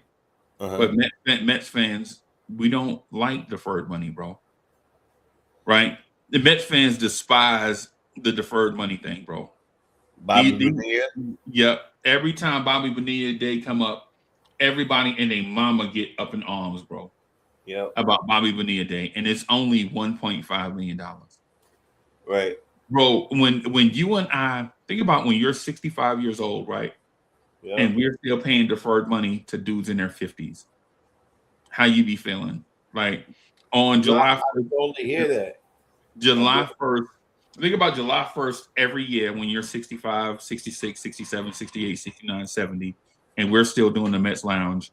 And that day comes up when we have to pay a deferred payment of $50 million to Juan Soto, who's in the Hall of Fame already and probably coaching first base for the Chicago White Sox. And we're thinking about how we owe that man $50 million in deferred money. No, for the Dominican team over there at the stadium. Mets fans don't like deferred. Every time we say Bobby Bonilla Day, Mets fans get upset. And that's only $1.5 million, bro. Right. But you got to also remember, too, there's a brand. I do agree with that because I laugh. I'm actually one of the people that give him props for understanding his future, right? Yep. Like I do. I actually give him full props for really getting like, oh, you know what? Nah, don't give it to me all at one time. Yeah, give it to me for the rest of my life. Yeah. Yep. Hey, Joe, welcome in, man. We're just talking Mets, and we're doing a little play-by-play. We're talking a little bit about what the Mets are going to do, and we're breaking down today's game and the future of the Mets. So, welcome in, Joe, for sure. No, I definitely hear that. I do think though that we're there's a lot of newer. You're talking about probably a lot more people like in our age. I think newer people would be more okay with it because they don't really understand it. As long as we have the guy, let's keep the guy. Right. And I think that they'd understand it a little bit better. And I'm okay with them understanding it a little bit better, and right. Right. But the point I'm saying is we say it in the moment, but then when it actually starts to happen, we regret it, is what I'm getting at. Yeah. Oh, yeah. And also it's also dependable, right? It depends on who, right? So if when I say that to you, now I'm not saying that in a disrespectful way. I hope you understand what I'm saying. Like, I don't mean that as me coming at you. That's not what I'm doing. What I'm saying is as Mets fans, we want the player so bad that we accept it for the short term, but then in the long term, we're like, damn, we still paying Bobby Bonilla. We owe Bobby Bonilla. Think about it, we owe Bobby Bonilla $6.5 million over the next 6 years, right? And we're still complaining about Bobby Bonilla, bro. Right? It's one of those things like the deferred money thing. I disagree with that because I hear both sides of it, and I'm like, nah, it can't. Nah, we're not. The deferred money thing is the thing we say because we want the player right now, but then in 20 years when we're paying this guy, we're like, nah, bro. Like, why did we defer the money? You know what I'm saying? Yeah, I hear you for sure. I will say this. I would be okay, depending on the player. Me personally, just me. I would be okay doing so if depending on the player. Like, let's say Ben turns out to be a beast, right? He's a kid, he's young. Mm-hmm. I'm willing to do that. Yeah. For Ben, you know what I'm saying? So, right.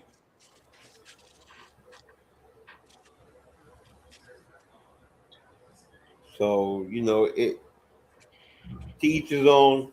For me, it's I'm like I said, I'm very excited about. You're I'm telling very me you're excited telling me about a lot of things. it's situational with the deferred money, right? Is what you're telling me. Yeah, situational. It has to be very situational. I mean, Bobby Bonilla at that time came from the Pirates. Was on the Killer Bees. Yeah. With Van Slyke and alike, and deferred money is why. And remember, Bobby Bonilla came here when we couldn't get anybody. Remember, Bobby Bonilla got here after Strawberry signed with the Dodgers. Yep. Right, and like when we were losing guys and couldn't replace guys. Yep. Maybe that's the way they talked him into it. Who knows? Right. Yeah, that's what I'm saying. So to the point, I see it. I see it from every angle. What I'm saying is, when we have a conversation, I think we have to have it in context. Yeah. And not just. Hold on 1 second. I'm sorry to interrupt you. Blade is asking if you could add him on the Discord. Okay. All right. Hey, Blade, put your Discord name in the chat, and we'll add you.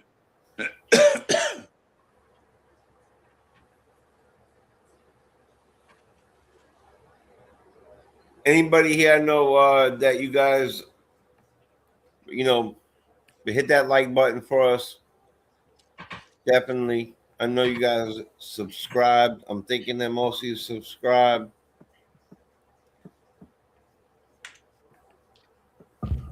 But we appreciate you. We love to be around. This Mets is completely different than talking any other sports, because we could all have different views, and one view may sway some of the other views, and it's never like a contentious thing. It's a fun thing, because all our views conversation is a conversation. It's a different thing. So, right, and the reason why I say deferred money is a contentious conversation, because if you're a Knicks fan and you remember when we stretched Joakim Noah, remember when we stretched Joakim Noah? Oh, yes. and we couldn't sign guys. We couldn't sign a point guard to go with Tyson Chandler and Carmelo because we had Joakim Noah's money stretched on the Knicks salary cap, right?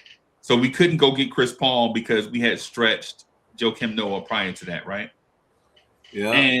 And for those that remember that sense of we couldn't get Melo help because of the money from Joakim Noah, like it puts you in that spot. Like hell yeah, you want to get rid of Noah so you can bring in Ray Felton and all those guys, but we couldn't bring in big guys because we had already stretched a guy, right? Now imagine in 20 years, because here's the thing, Steve Cohen is about to turn 70. In 20 years, Steve Cohen will be 90, right? But whoever takes over for Steve Cohen in the next 10 years may not want to spend money like Steve Cohen is spending right now. And if you defer money for the next owner to take over, right? And the next owner comes in and is talking about fiscal responsibility and homegrown talent, right? You're like, damn, if we would have only not deferred the money, such and such and such. Right. These are all the things that you have to think about when you're talking about signing a guy. Yep. Because as much as I like Benj and Ewing and Clifford and Reimer and all these young guys, right? All four of those guys are not going to be all-stars. More than likely, the most likelihood is one guy is going to be an all-star, two are going to be great good, solid, everyday players, and one guy is going to be a complete bust. And right now, we don't know which is going to be which. Right. Right. And so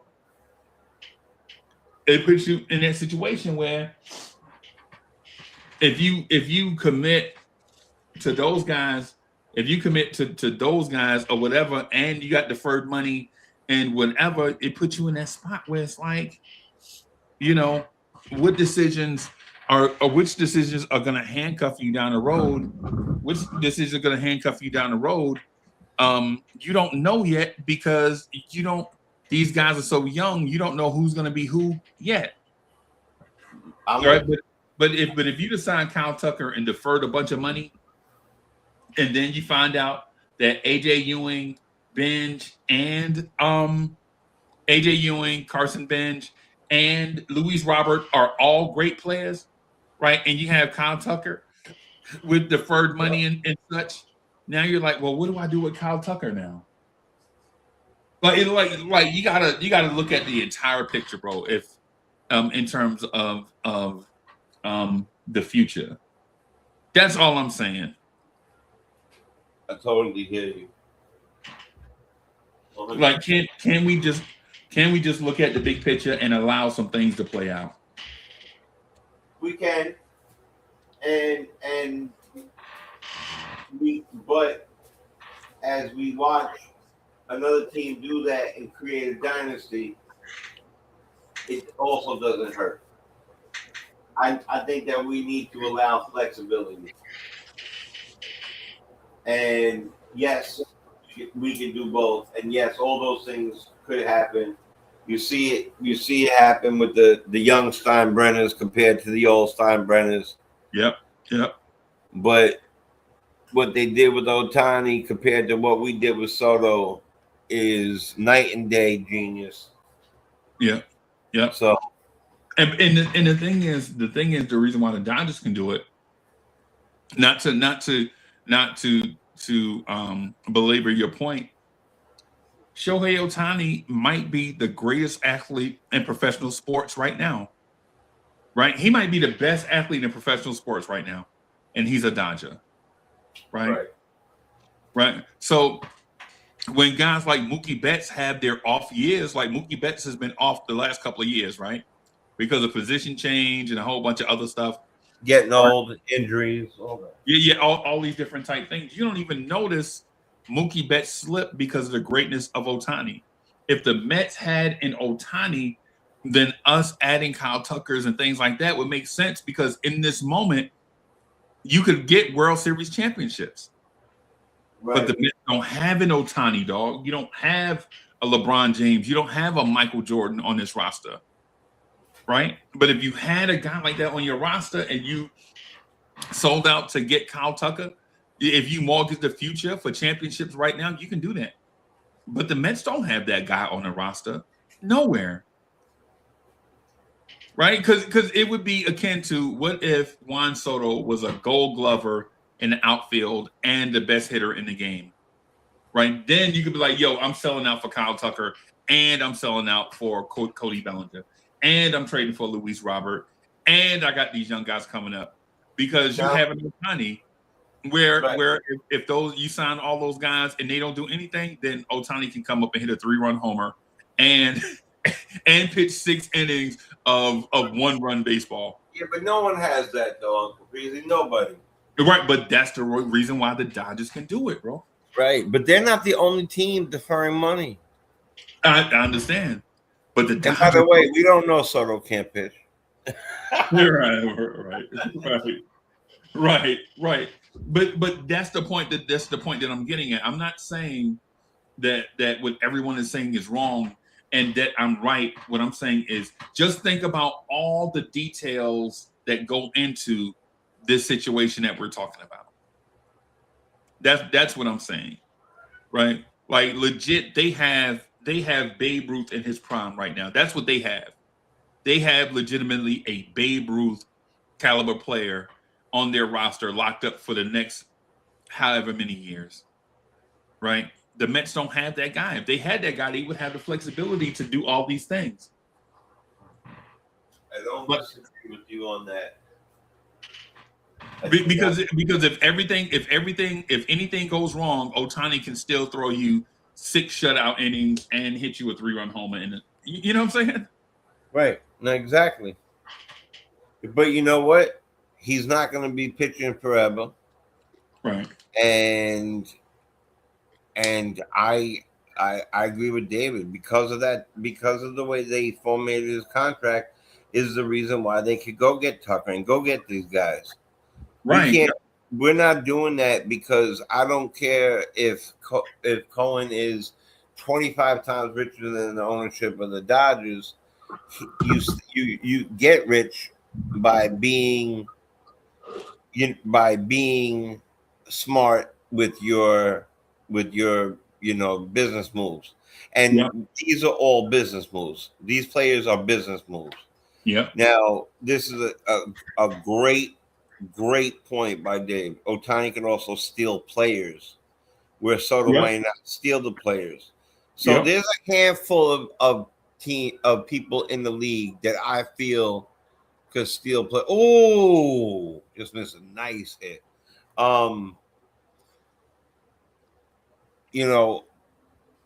We could add people. Should we have signed Pete again? I'm 50-50 on that. I'm definitely never going to say no because Pete brought a lot to this team. Yeah. And again, homegrown, like to see him retire here. Wanted him to be the next David Wright. Yeah. That type of thing. So, and baseball has a lot of your love language involved in it, right? It's all about growing up and this, that, and the third. With basketball, for me and football, I'll do football especially. I grew up a huge Giants fan. I was a Lawrence Taylor fan, but I didn't really know what Lawrence Taylor looked like for the first 3 years of my life. Right. Because he had the helmet on. Right. Yeah. Armin is amazing. Welcome into the chat, brother. Welcome in. Yeah, welcome in, man. Salute. Have we seen Amon in here before? Yeah, man. Hey, yo, Amon is my man. Oh, that's your guy? Yeah, I met Armand and Hitman. Yo, a couple of chats, man. Me and Armand chopped it up for like the entire show. Oh. Yeah. Are you Armand the one that you said gives away $5,000 to everybody at ECs? Yep, Cash App. Yep. Oh, man, welcome in. We're chilling, brother. We're chilling. Welcome in for real, man. We're just talking sports, talking different ways, having different aspects of it, and breaking down today's game at the same time. Yeah. Yeah. If you hear me a little far away, I'm looking for a piece of paper. Paper chase. Oh my God. I am the worst. I'm telling you. I had to have my cousin come in here and sit down with me with a bunch of manila envelopes and like put bills in one and doctor's things in another, and I still can't find it. Yeah.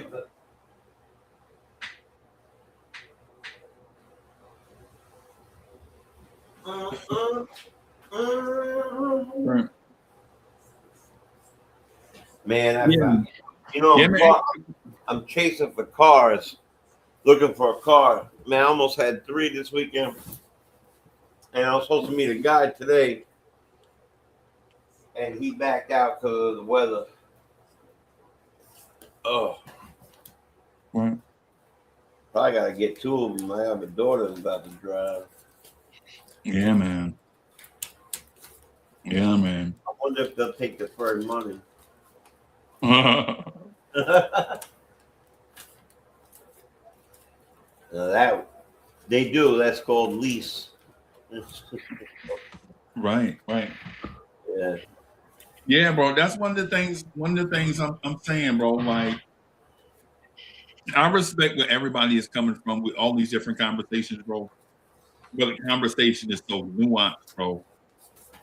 The conversation is so nuanced, and one of the things that make the conversation even more nuanced is that you have so many of these young kids pushing the young kids we already have, that it puts you in a weird spot. Do you commit long term to, say, Kyle Tucker, when you have Carson Bench, who may be putting up Kyle Tucker, close to Kyle Tucker type numbers at the same age? Right. You know, it's a lot of stuff to think about, bro. No, yeah, I mean, there's a lot, right? And then because I have like an answer ready for that. That's okay, because if Robert Jr. doesn't do what he does, then we move him over. And Right. eventually, listen, if did Bonilla, Bonilla played after that, got a different contract, played again. So Yeah. So yeah, would it is it like the absolute best? Is no, but right now when we're competing with a team that is doing that, and they're constantly getting the players that everyone wants, especially us. We're the team. And you come in here and you say that you want to be the East Coast Dodgers. That was Cohen's word for word. Yep. Then you gotta go out there and be the East Coast Dodgers and go and do it. And I think that we would have done much better. We might have took Vladdy out of that contract. Yep. Now, again, I will go back to your point. Is Vladdy, who's a little like, is Vladdy, who's definitely not his daddy in as far as weight and being in shape, because Vlad Senior was a specimen. That guy was a monster. Yep. Well, could he break down at any moment? He could. He Yeah. his body type is a little bit different. But at the same token, it's worth a shot. And that's what insurance and all that other stuff is for anyway. Yeah. Bobby Thea came over, and we couldn't get nobody. Then we got another person. We got another person, and it played what it played. But I think that what the era has changed, and if we don't start getting the people, I'm you know what, I'm gonna press pause on that conversation, because I think that it's not even fair to have this conversation yet until we see what the AAA kids do. Right. Right? And I'm talking about this year. We'll see what they do, and then I may or may not even come back to the conversation. Right. It may not be necessary at that point. Right. So, Yeah, I like to look at everybody's angle of something, man. You know, it's like that's why I say, look, we're all supposed to learn from each other and have a conversation, man. Just talk about it. Yeah. Yeah. Oh, good strong throw. Yeah. Now that's a third baseman arm right there, bro.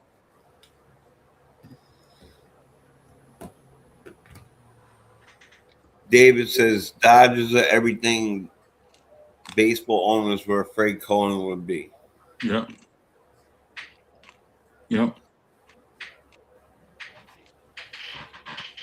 Yeah. Hey, Joe, does that board college kid? Come on, come on. Oh man, 5 of you couldn't grab that. Um,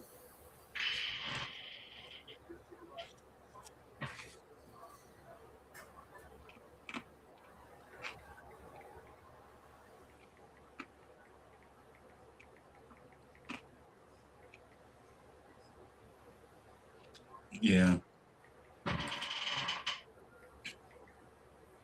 Yeah, the Baltimore chop is a hard play, bro. That's always going to be a hard play. definitely. He beat that in the ground 2 feet in front of the plate, bro. There was 2 players that were great at that. Ozzy Yeah.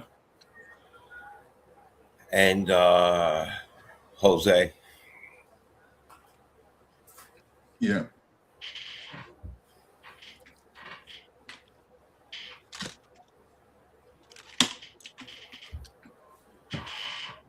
How do Yeah. you figure out?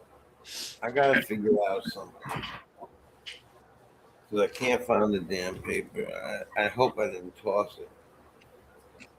Trying to figure out. Let me see something. Did Terrence change numbers, bro? Um, Terrence was 13 one time. we might have gave that up for somebody who got here. Is that Bichette? No, Bichette is 19. 19. Yeah. Yeah. Come on.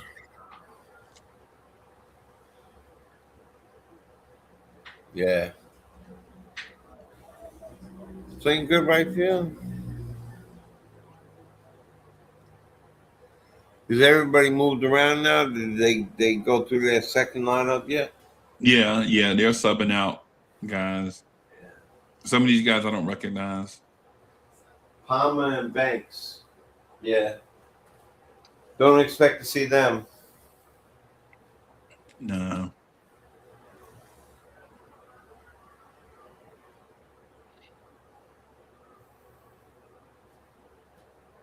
So you think a big trade is coming, huh? I think several moves are coming, and one of them is going to be big, very big.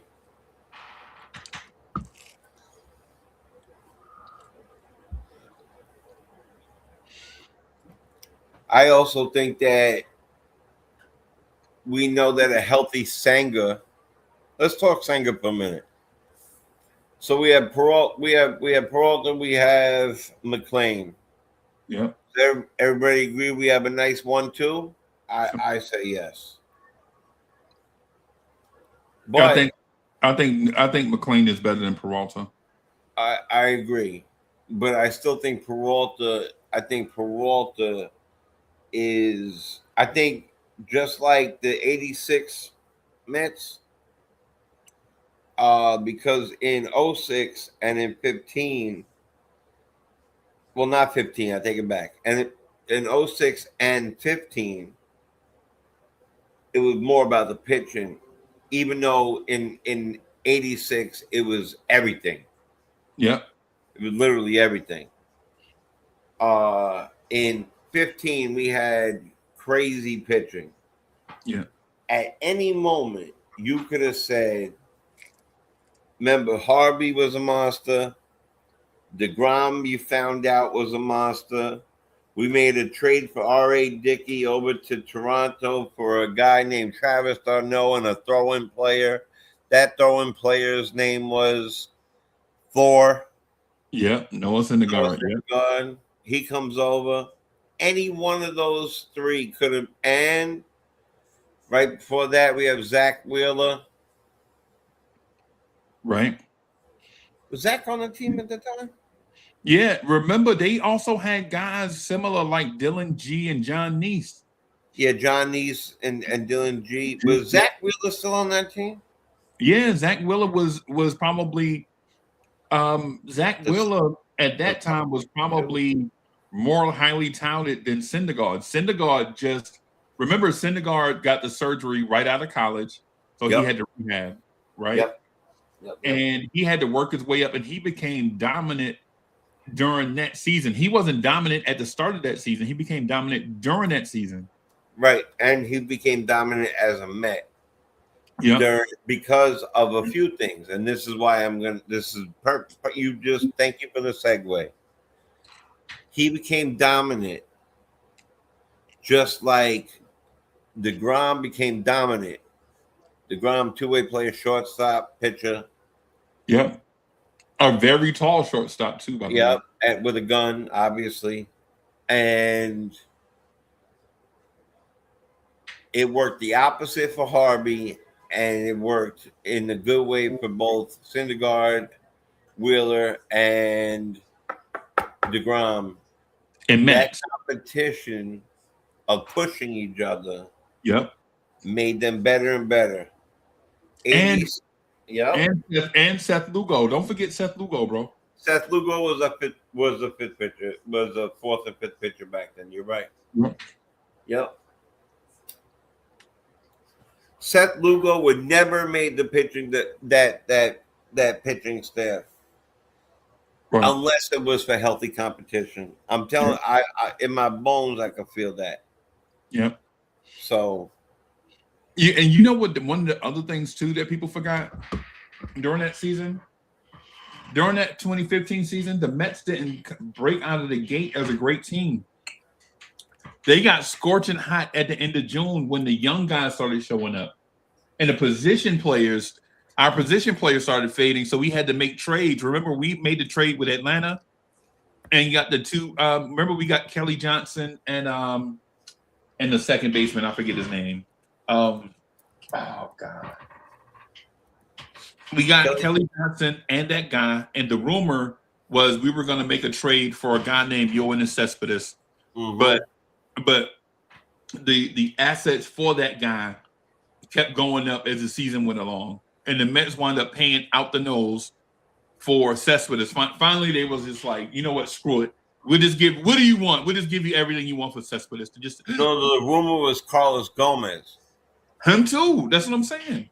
No, it was Gomez, and at the last second, they turned their attention back. It was you're right. You're right though. The first rumor was Cespedes.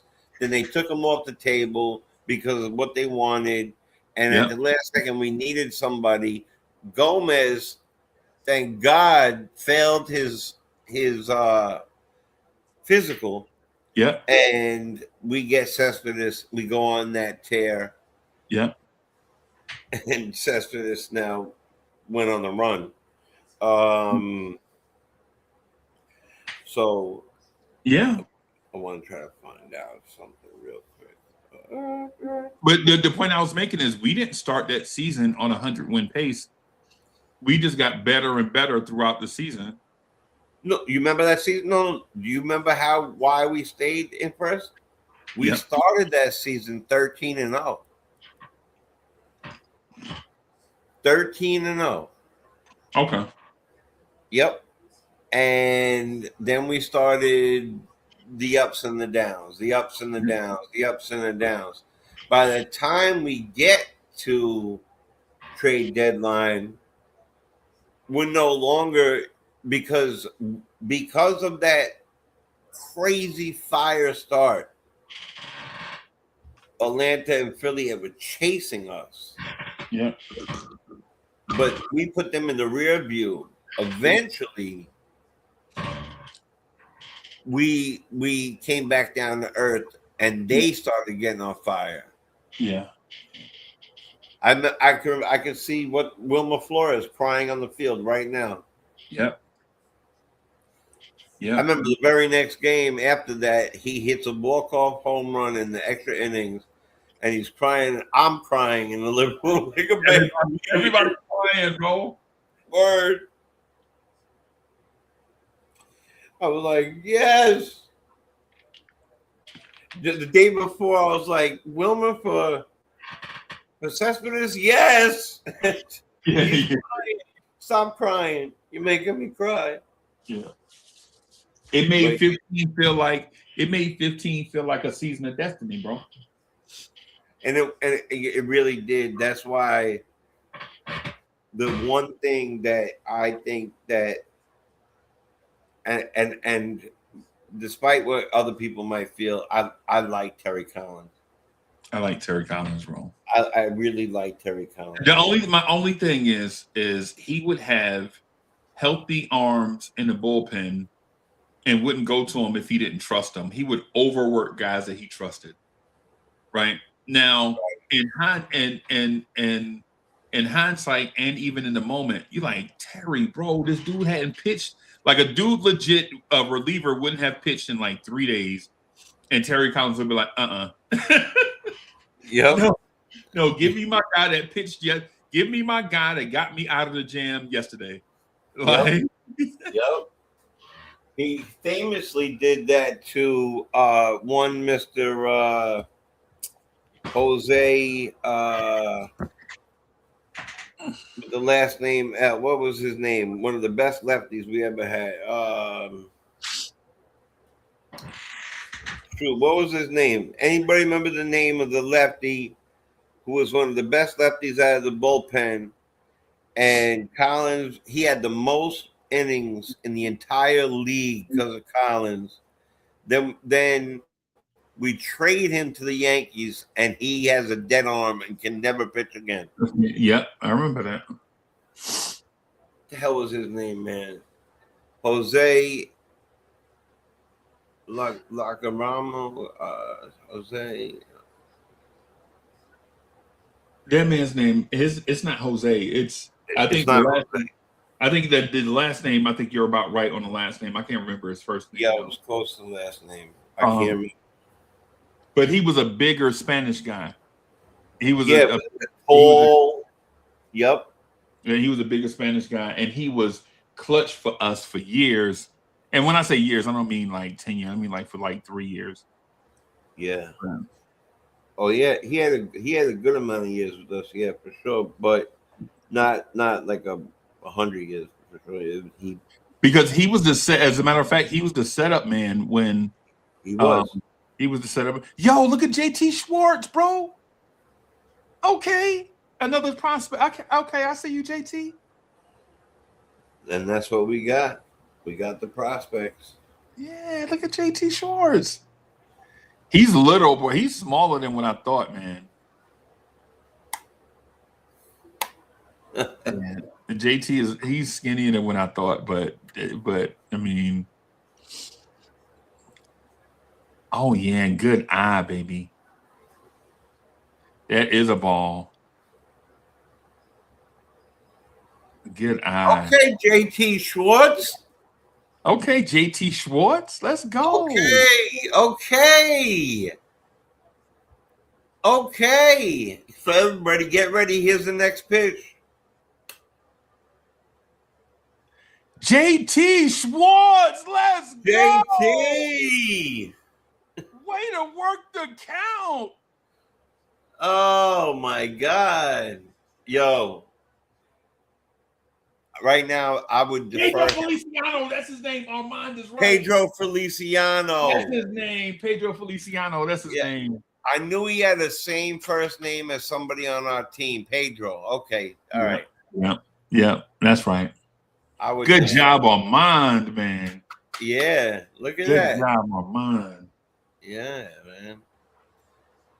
I knew the last name was like Aguiano, Saminano, Mamanano, something like that. Something Latin. Yeah, something, I don't know. Bro, that swing straight to the ball. That's a great swing. I would defer him right now. And oh, look at this. We are hitting, bro. We are. And these are good pitches, too, by the way. Beck is a good pitcher. Mascario.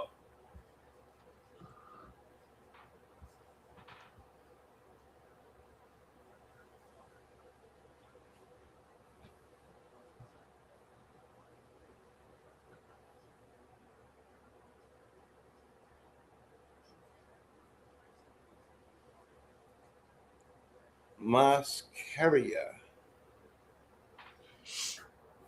Yeah, man. Yo, look at hey, let me man, that one looked crazy for a minute.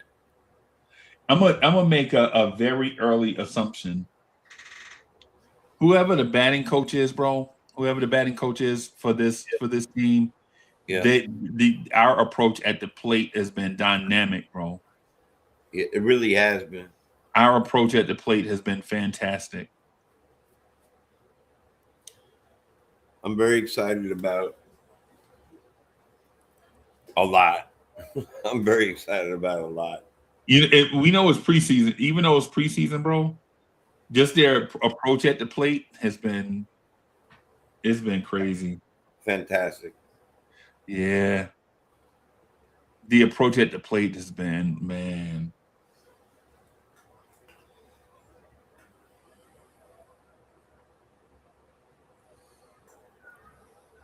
Yeah.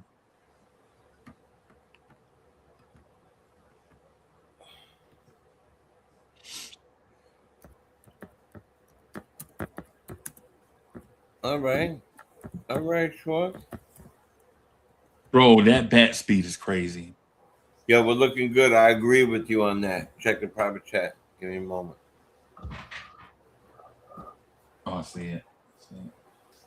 Okay, yeah. No, I'm good, bro. I'm here. I'm a matter of fact, I got to do something, so I'm on mute during this break.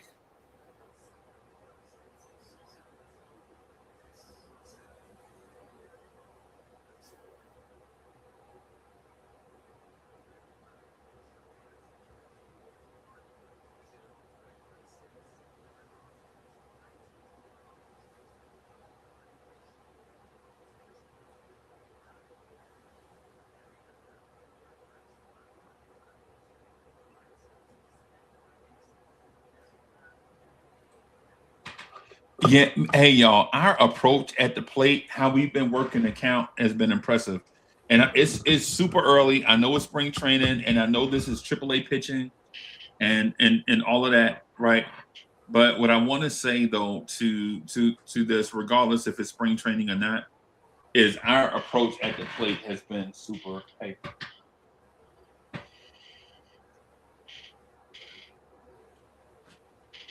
Our approach at the plate has been fantastic. We've been working counts, making the counts that we're in predictable. It's been fantastic.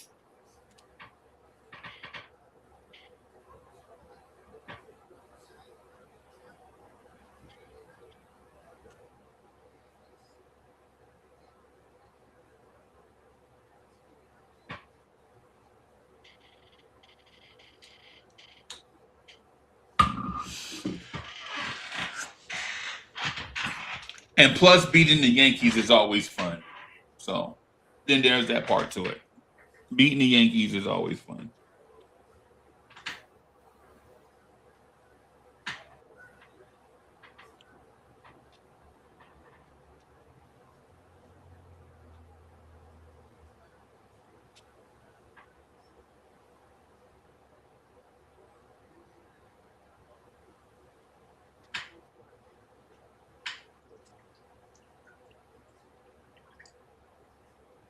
Okay, foul straight back.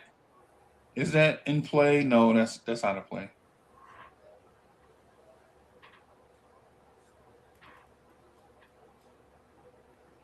I don't know who this Garrett Martin is for the Yankees, but clearly they value him.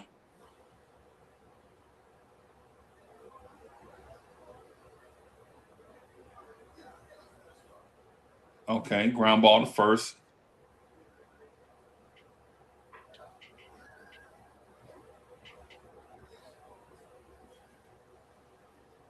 Brian Metoyer. I don't know who this is. Does he have gray in his beard? Is he gray already?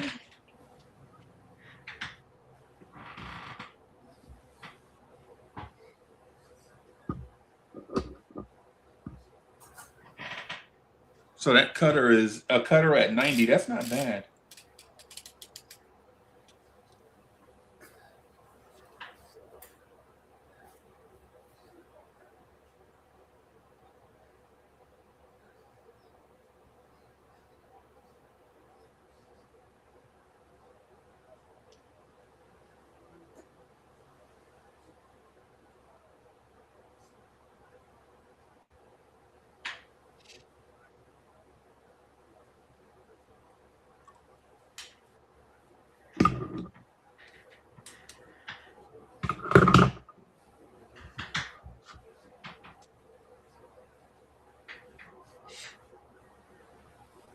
Oh, he hit him. All right.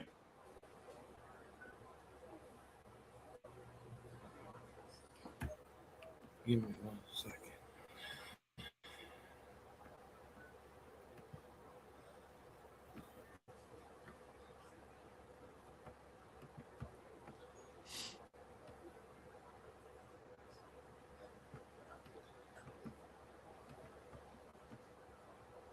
I'm just glad spring training is here for one.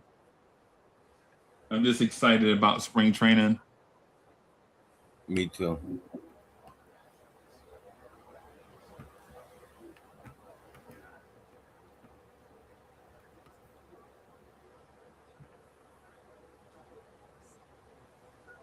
Ooh, that cutter looked like a frisbee, and that guy was sitting on a fastball, so he was out in front of that cutter.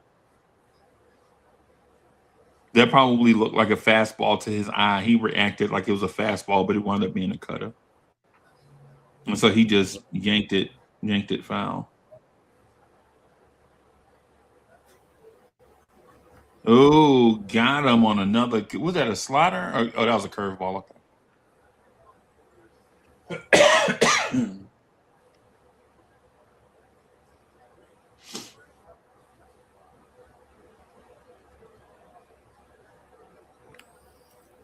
Nope. Good pitch. Where was that? That's got to be a strike, bro. He's Are they challenging that? He's on the payroll. Yeah. He's on the payroll.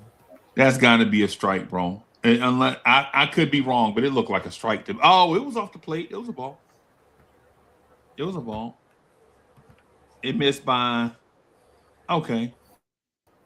It missed by 3/4 of an inch. So it looked like that's a Greg Maddux strike right there.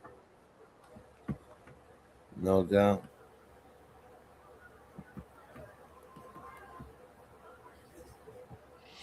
Yeah, I don't know, man. These guys, man, these baseball players now with the pants pulled up above the knees. I don't understand it.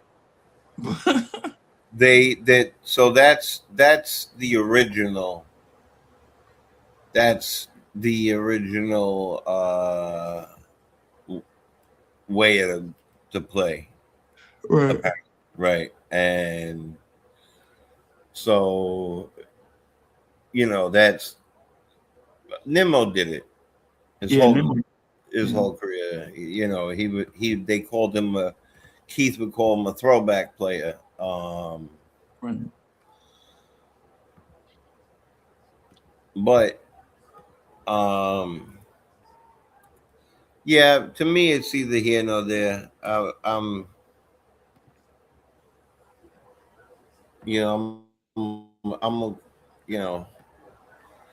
it is what it is to me. Okay.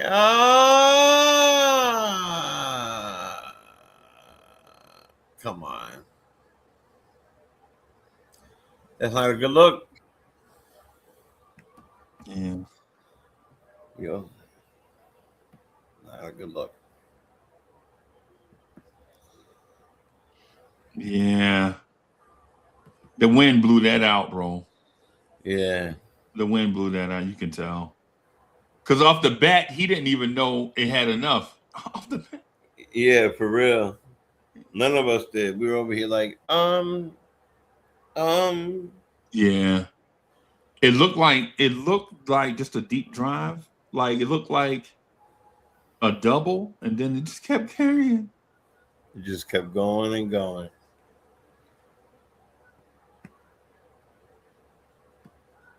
Oh, he's moving like he no.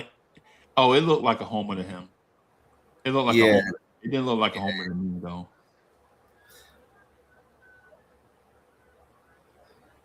For me, I think that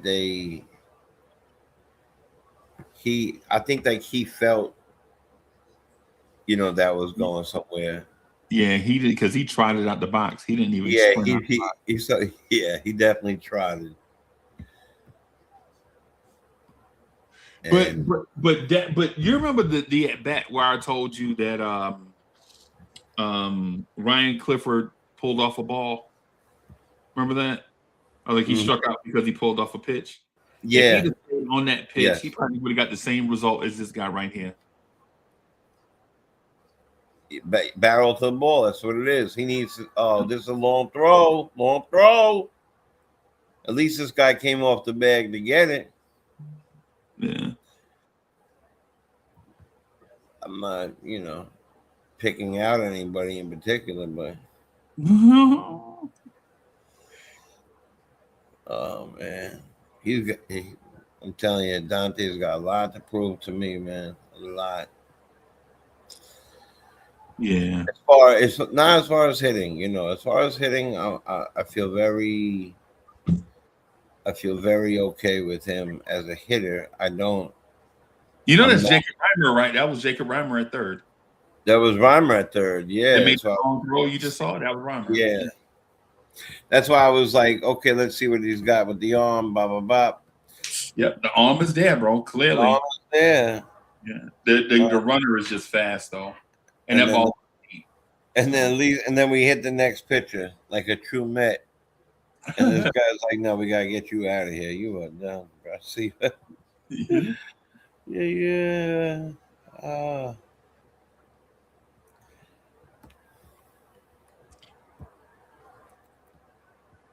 I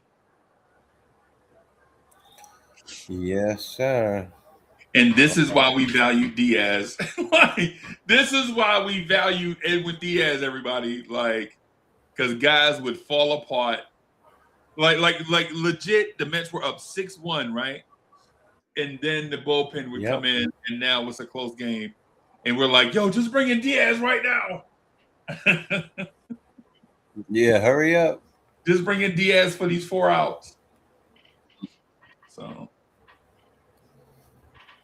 Yep. It's the truth. You listen. I can't run from the truth. It's the truth. It's like but you'd I'm telling have you. I'm not sure there's a bigger Diaz fan than me. I watched him from before he got on Seattle. Cause my boy's a Seattle fan. I told you this already. He grew up. A Griffey. Ken Griffey Jr. fan. Yeah. Yep. Mm-hmm. So I watched a lot of it with him when he had the baseball package. Yeah. And so I watched that with him, and he was like, "Watch this guy, man. He's gonna be the best closer in baseball." And so I watched it with him, and boy, he wasn't lying. Like, you know, Yeah. he proved to be. He proved to be. So I can't say something. Look, I miss a lot of people. I miss Dwight Gooden. Like I gotta live in the. Listen, we gotta live with what we got. We gotta be. I don't have to say we have to settle or be happy with who we have, but we got to root for who we have.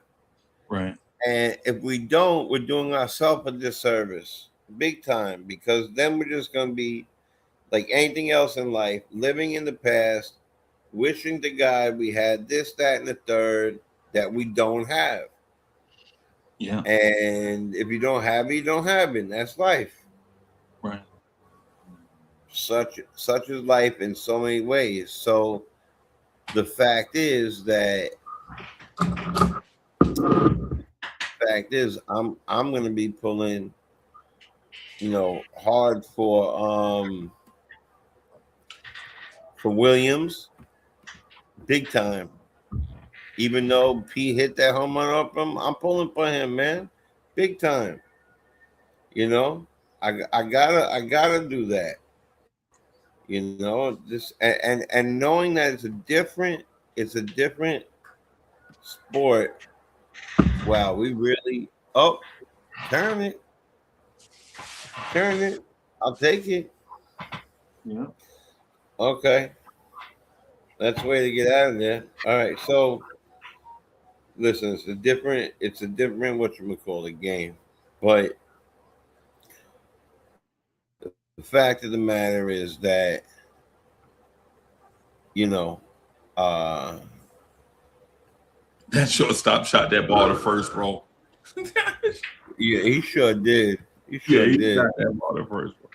He ain't play no games. Like, nah, we ain't get rid of Yeah, said, nah, you ain't gonna get me with that book. it. Yeah. Oh man. Yeah, man.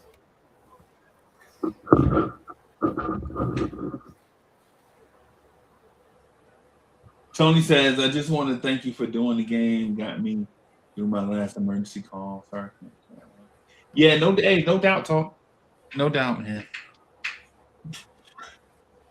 Where's oh wait, hold on, let me go down.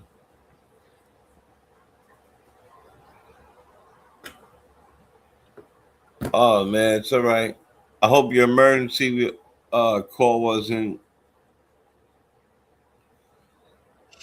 horrible, Yeah, man. So Yeah, and what I find is by doing these games, bro, I think we have about like 20 years of anguish we need to get out on this Mets channel, bro. yep. like, like this is just what the doctor ordered, basically. But you know what uh the difference I find in any sport um is that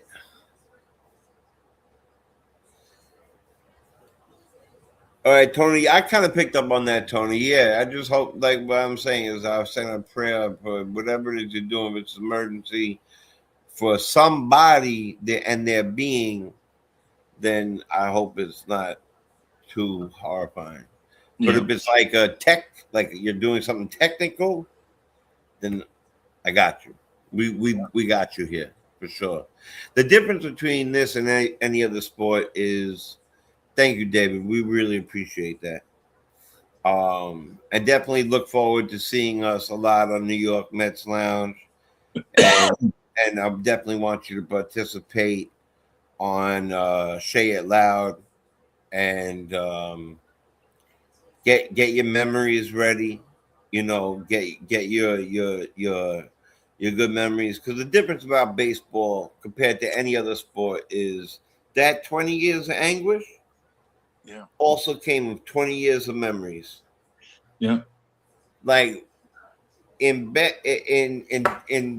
football, let's take football. I'm a Giants fan, right? Oh, So I saw all my kids. Okay, okay, okay. That was a horrible. Oh man, you could make it a third on that. Come on.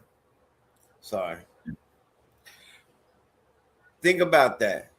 You know, our our Giants won. All my kids seen the Super Bowl, seen that break up that New England, no hitter they were throwing that year. You know what I'm yeah. saying? Yeah. So we saw all that. Saw a couple of games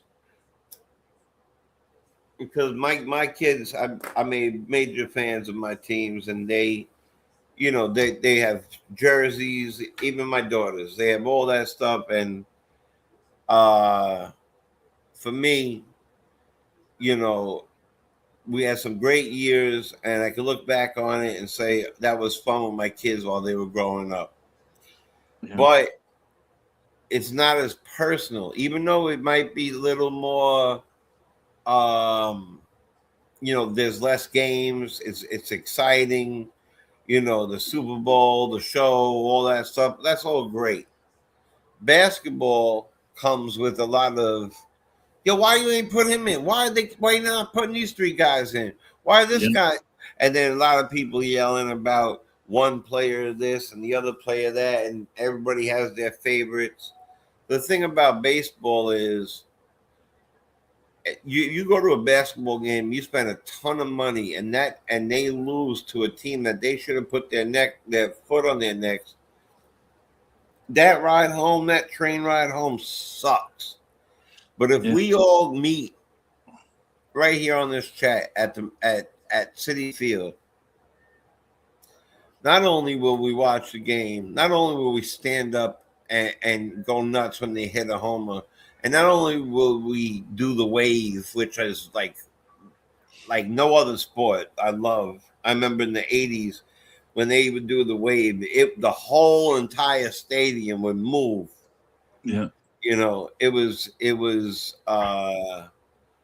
you know, it was a big difference. You know, it was a big difference. But even in the years that we had horrible teams, there was only a handful of those horrible teams where I can say I didn't have a handful of great memories from that year, whether it be a rookie, you know, whether it be now I gotta think about the Jason Bay years, and I gotta remember if there's anything great that I remember from those years. Yeah. But I listen, I really truly enjoyed those things, man. And it didn't matter who it was, you know, somebody comes up. Who didn't love to watch what's my man? He from the Reds that came over here with the long hair. We were just talking about him. With the Reds? He was a DH, the angry guy, my man with the Oh, long hair. Winker. Winker. Who didn't love Winker hitting that homer, and then after Tatis hit the homer, thank you, Freezy, thank you, Tony. And then stopping directly in front of Tatis and almost doing a dance and egging him on and moving him on. That was like the best day ever, man. So this to me is like family. Where the other sports to me is like, yeah, we're gonna talk about it, we're gonna break it down, we're gonna do all those things, you know. Bro, I'm gonna say this to you, bro, and I know it's very premature and early. Yo, Chris Swerro, come on. We rooting for you, man. We need another power bat. We need Swerro, bro. Yeah. We need Swerro, but the same thing he's struggling with in his career, same thing he's struggling with now. Yep. Contact. Like you can't hit it far if you don't hit it, period. Yep. We saw that with many people. But when they got a hold of one, 590 feet. Yep. Yep. Mo Yep. Vaughn. Yep. Mo Vaughn couldn't remember when he got traded to us, there was no DH. Yeah. So Mo Vaughn couldn't stop a ball unless he fell on it. And then it get lost in his belly button. Yeah. Mo Vaughn was so washed by the time we got him, bro. Yeah. Oh my gosh. Yeah, I gotta wonder about Mo Vaughn. It's funny how people like certain people. People know that certain people did certain things. Like it's well known David Ortiz. Ooh, look at that last comment. Yeah, he was washed, bro. That David Ortiz came from the Twins and was nothing, and went to Boston and became a steroid using Hall of Famer. Yeah. Yeah, we got a lot of them, Dave. We ended up with a lot of them. That was like the 90s Knicks. We would get Vince Coleman. We get Roberto Alomar. We would get George Foster. George Foster when he came Willie back. Mays was washed up. Jason Bay, yeah, definitely a capital LOL. Willie Mays, yeah, that's a great call. When Willie Mays came here, he was way washed, bro. He was 64. Yeah, he was 2 through when he got him. Yeah, he was like I think he was a great grandfather. Yeah, man. The only reason why he even agreed, the story is the only reason why he even agreed to come here was that the Mets would retire his uniform when he quit playing. That's the only reason why he decided to come back to New York. Because remember, he started his career with the New York baseball team, right? And then, then he played 50 years with the Giants. Yep. Right.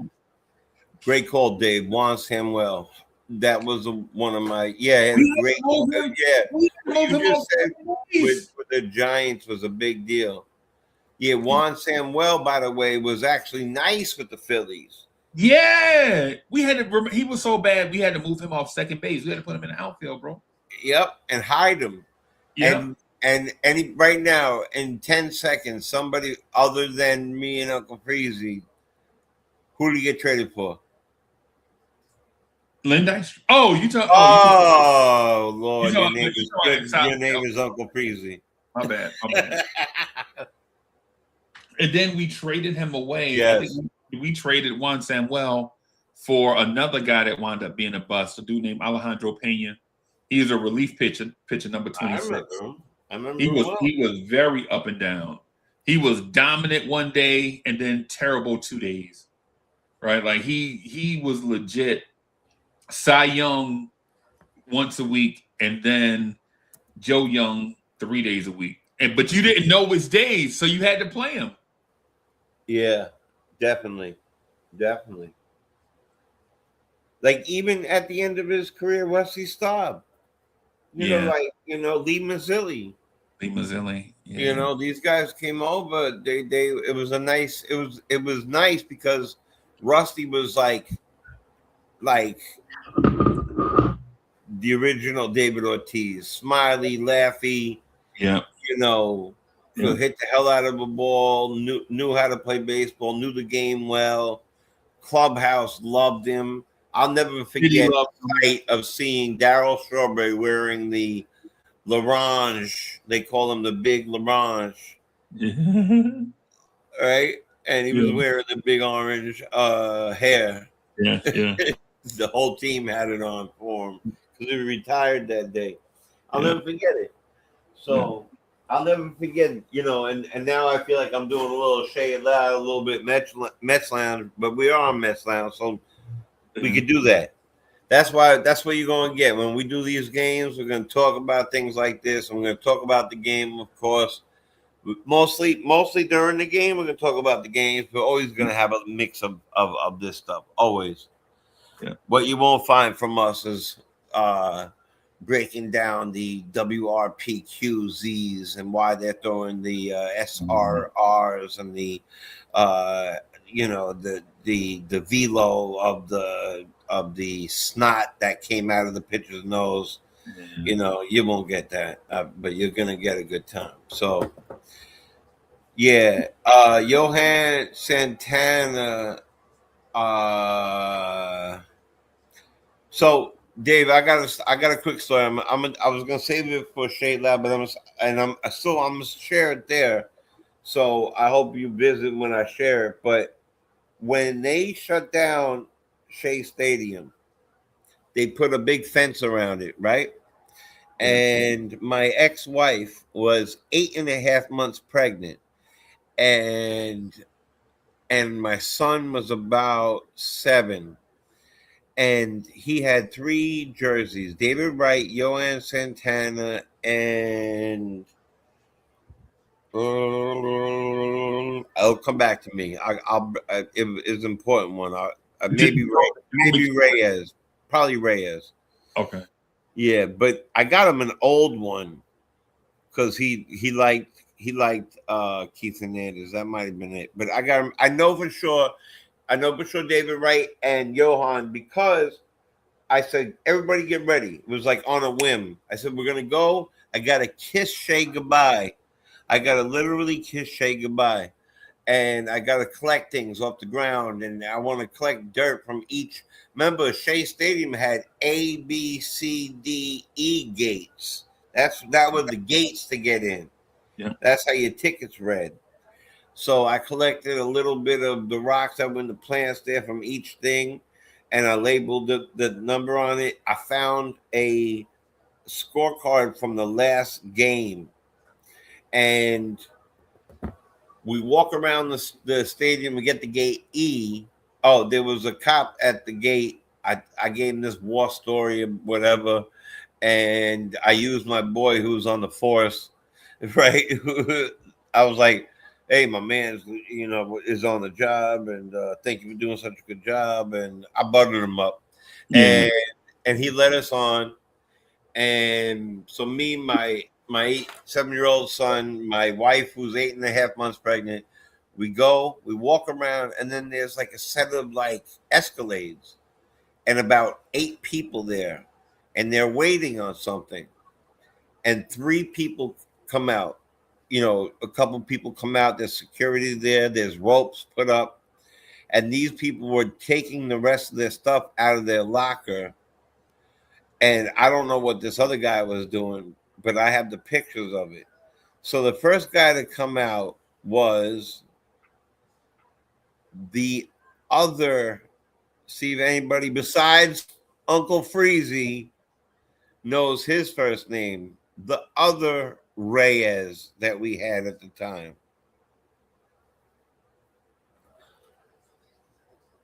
Does anybody know?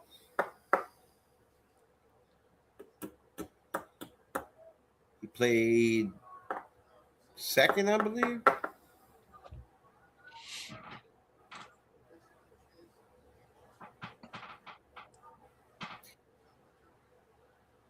Freezy, you got it? No, I can't remember. Okay.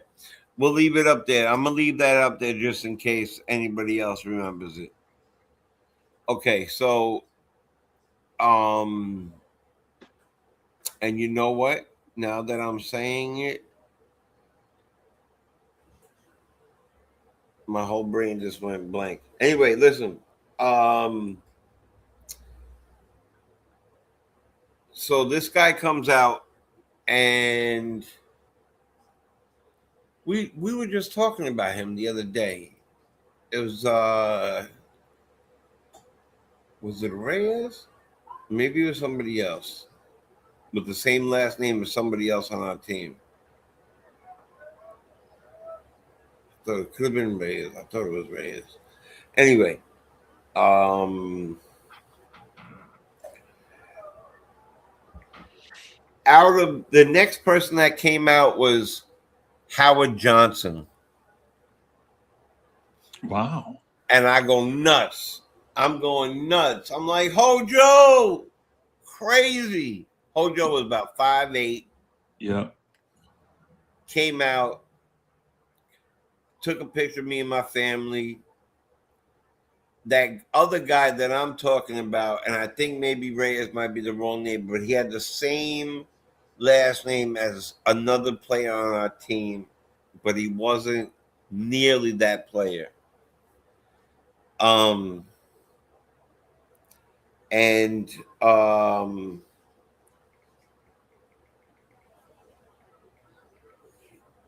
then after that, 2 huge Spanish dudes come out with big bags, and right after them, Johan Santana comes walking out. Wow. And right before we left, my son decided to take off his David Wright jersey and put on his Johan Santana jersey. Wow. And there's about eight people around. There was maybe like a reporter or two. There was and there was a couple of staff. That was about it. And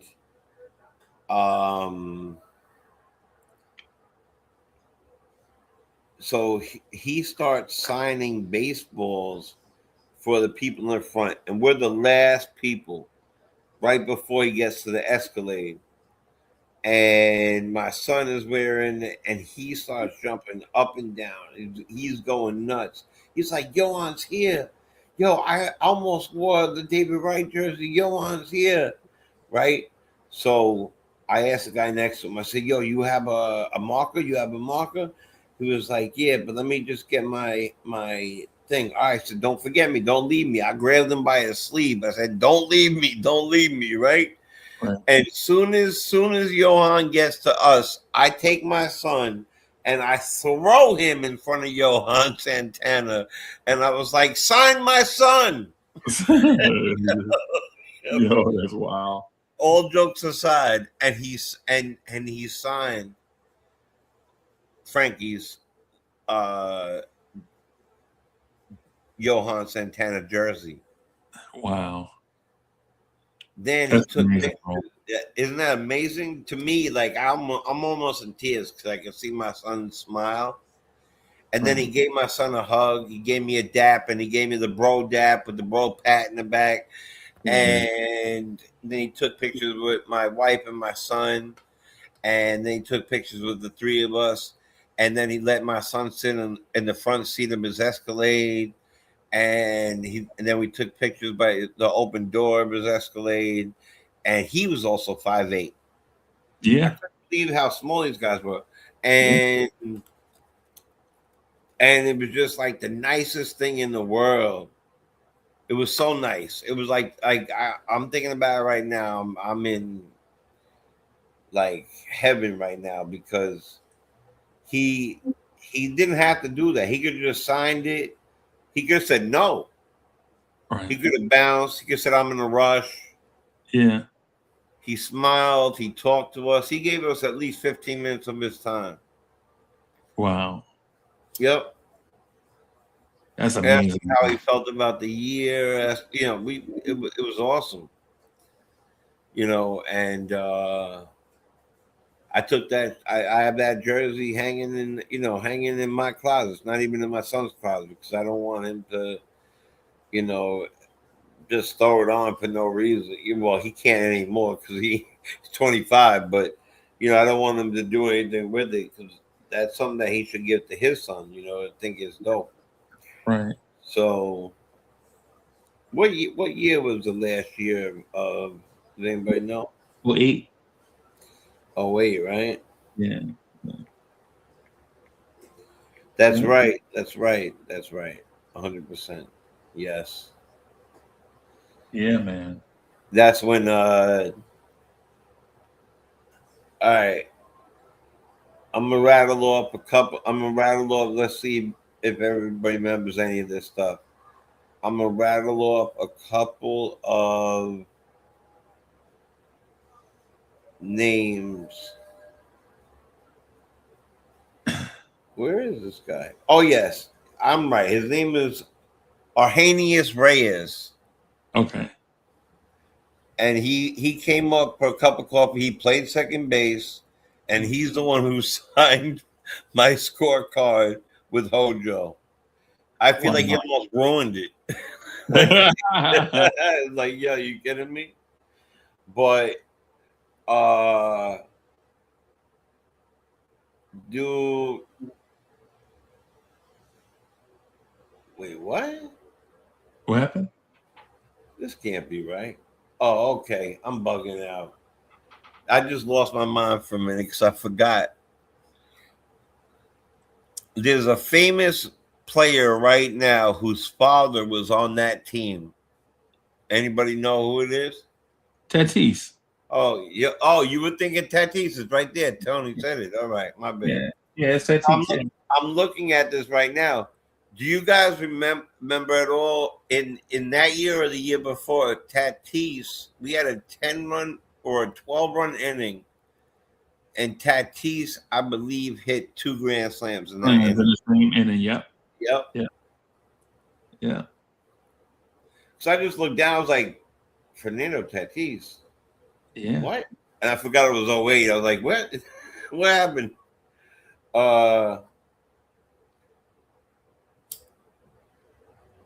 Yeah. I'm gonna read some names for the nostalgia.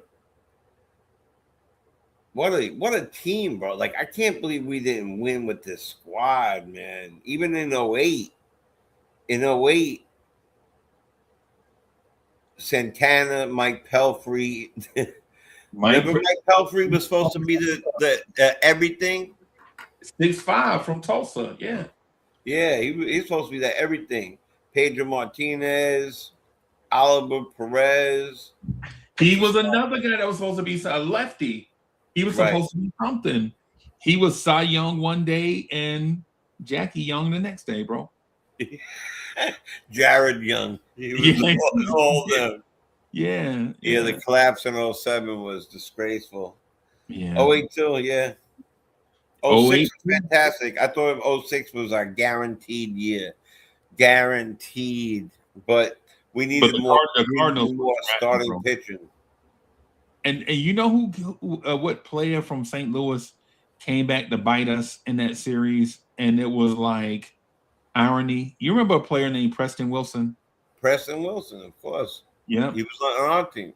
Yep. Yep. That's Mookie Wilson's stepson. Stepson or nephew? Stepson. Yeah. Yeah, he legally adopted Preston. Yeah, he legally adopted. You're right about that. Yeah. Yeah. I'm gonna bring us back to some names. So there's John Neese, right? You know, okay. So Scott Schoenweiss. Remember Scott Schoenweiss? Yeah.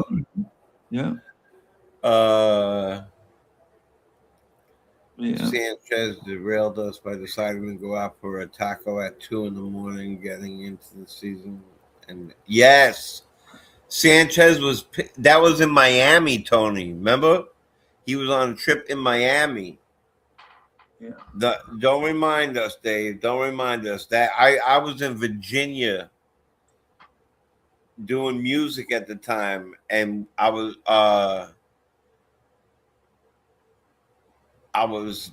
playing in Richmond. I'm in the music business, and I was performing in Richmond, and I got the news that we had lost to the Florida Marlins. Yeah, the Florida Marlins then. Yeah. They take pride in ruining our seasons, bro. Tony, I agree with you 1,000%. I have one. I agree. And I am one. So I understand it. Yeah. That is good words of wisdom. But yeah, that was a killer. And Glavine was pitching. There's no doubt about it. I remember it like yesterday. So we still have Pedro Feliciano. Now Billy Wagner, Bobby Parnell. Yeah, Bobby Parnell. Yeah. We got him from the White Sox, right? Jorge Sosa, Bobby Parnell. White Sox? I think so. Yeah. I want to say yes. It sounds right. We got him from somewhere. No, Detroit. Was it Detroit? Okay. I think Detroit. Let me look. Hold on. Okay. No, he ended up going to no. He started with us. Oh, okay. He went to Detroit. Okay. Right after the year. He was still with us in 15. Okay. 16 we dropped in Detroit. Yeah, he came up and played 5 games in 08 and really played in 09. But his best year, he had a 3.88. The rest of them were 4.18, 4.50. Yeah. Yeah. But you need guys they all had a beard to eat innings. We need innings eaters, bro. You got to have them on your roster, bro. Yeah, he was an innings eater. Yes. Parnell was not part of Generation K, I don't believe. No. No, that was Israel Howland. I don't remember the Pulsifer, not Parnell. Pulsifer was. Yeah. Yeah. Yeah. Armand was good. You said I thought you were talking about Benitez, but he would scare the crap out of me. Listen, the thing about Phillies are just anything in Philly is just annoying, David. Anything in Philly is annoying. Somebody said something I want to respond to. That was so David said Billy Wagner blew a lot of saves in 07. Let me tell you something. Billy Wagner has one of the best stories in baseball history. Do you know his story? No. Billy Wagner was born a right-hander, pitched right-handed all the way until like high school, early high school or late whatever, JV. He fell and broke his arm to the point that he couldn't pitch. Yeah. And then taught himself how to pitch lefty at 15 or 14 and ended up pitching in the major leagues throwing 100 miles an hour lefty. Yeah. To me, props to Billy Wagner. And I like Billy. I did a lot. Yeah. But that came the Astros, right? The Astros, I thought we got him from maybe Philadelphia, but he definitely played on the Astros. Okay. For sure. He played on the Astros. Yeah. We got him from Philadelphia. He played there for 2 years. He started with the Astros in '95, and then he played with us for 3 years. I think he got hurt here. 09, 08, something happened. 09, something happened. Then he goes to Boston for a year and then Atlanta for a very little time. He was kind of washed. But you're talking about a man that from 97 to 08 had 23 saves, 30 saves, 39 saves, 39 saves, 35, 44, 30, 21, 38, 40, 34. To me, that's just crazy. And you know what the weird thing is? In his prime, he was never the best closer in baseball. In his prime. No. He did make a lot of all-stars, though. No, and I'm not saying he wasn't great, because he was shit. He would probably be the best closer in baseball right now in his prime. His prime right now, he'd be the best closer. But the sad thing is, during his era, there were like a bunch of Hall of Fame level closers. And some we forgot about, like Joe Nathan, Bobby Jenks, Jonathan Papelbon, Mariano Rivera. I mean, bro, there were so many great. The ending of Rick Aguilera. Yo, those years you're talking about. You know who else was a great closer? What's my guy that from the Reds that wanted to be a starter, but he wound up being a reliever for them. He threw like 400 miles an hour. The Cuban guy. Oh, you're talking about he's still pitching.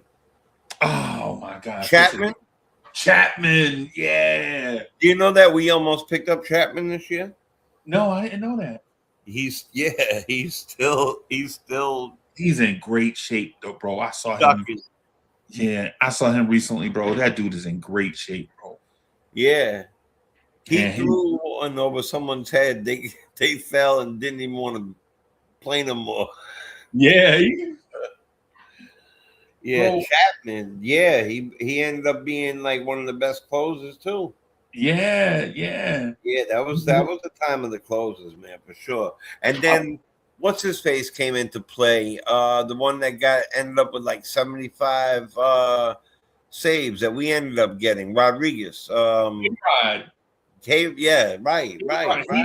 He wore 57 for us. Yes. He wore number 57 for us, yeah. Yeah, he ended up with like 75 saves or some wild number. Like a wild number, bro. Yeah. Oh, yeah. It was crazy. That was my son's favorite baseball player, bro. Because of his entrance. Yep. Because they built up the K-Rod entrance like a WWE entrance. Like, oh no, don't let it get to the ninth with a lead. And you can feel like if we get the K-Rod, crazy. If it gets to K-Rod, it's over.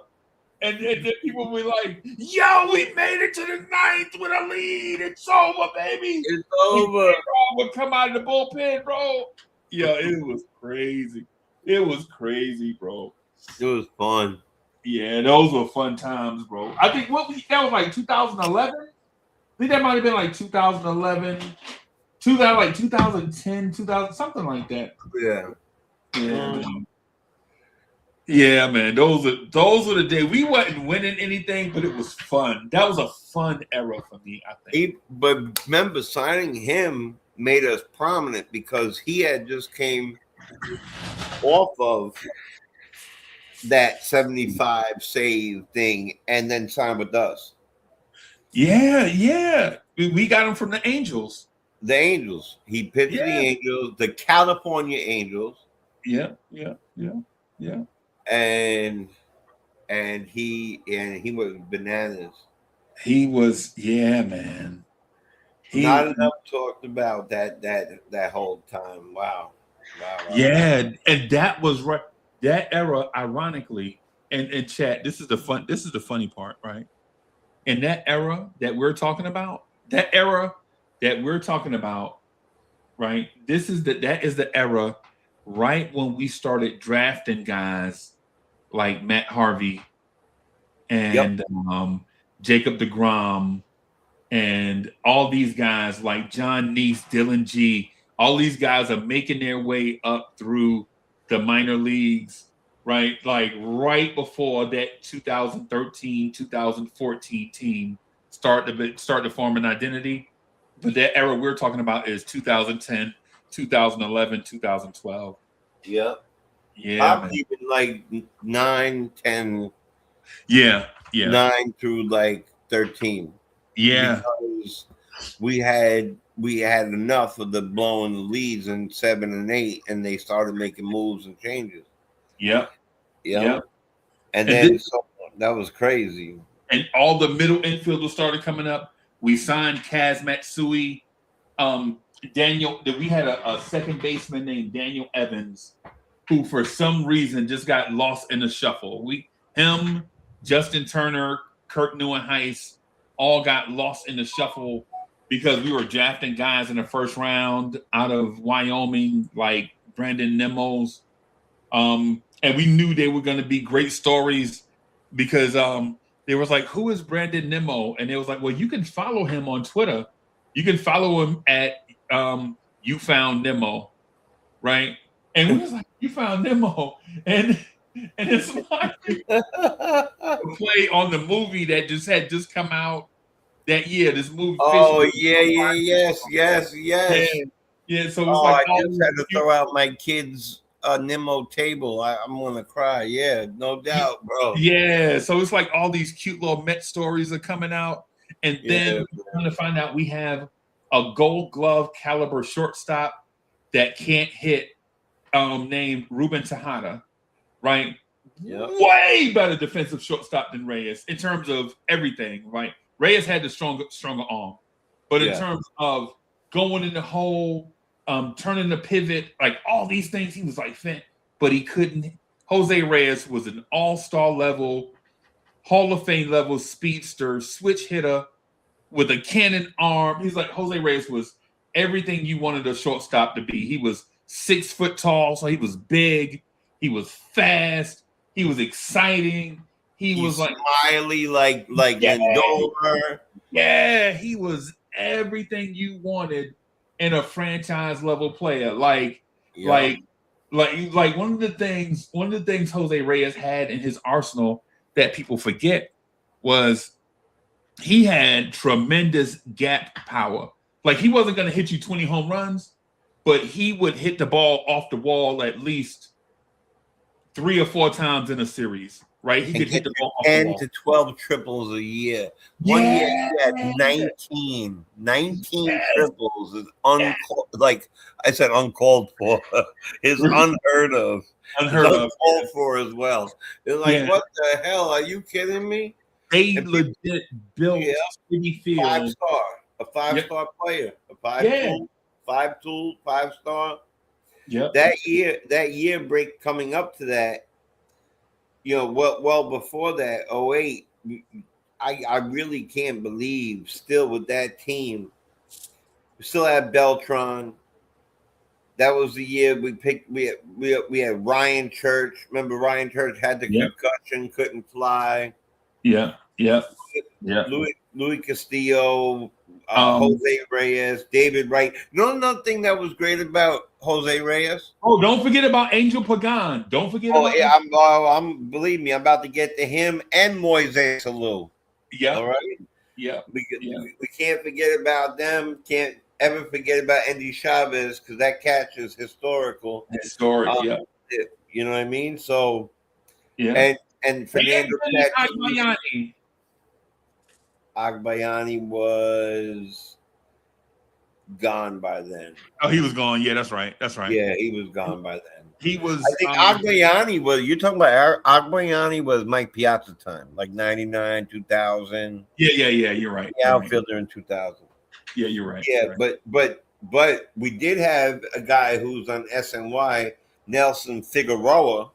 Yeah, you remember him? Yeah, of course. He was a pitcher that pitched righty, batted lefty. Yeah.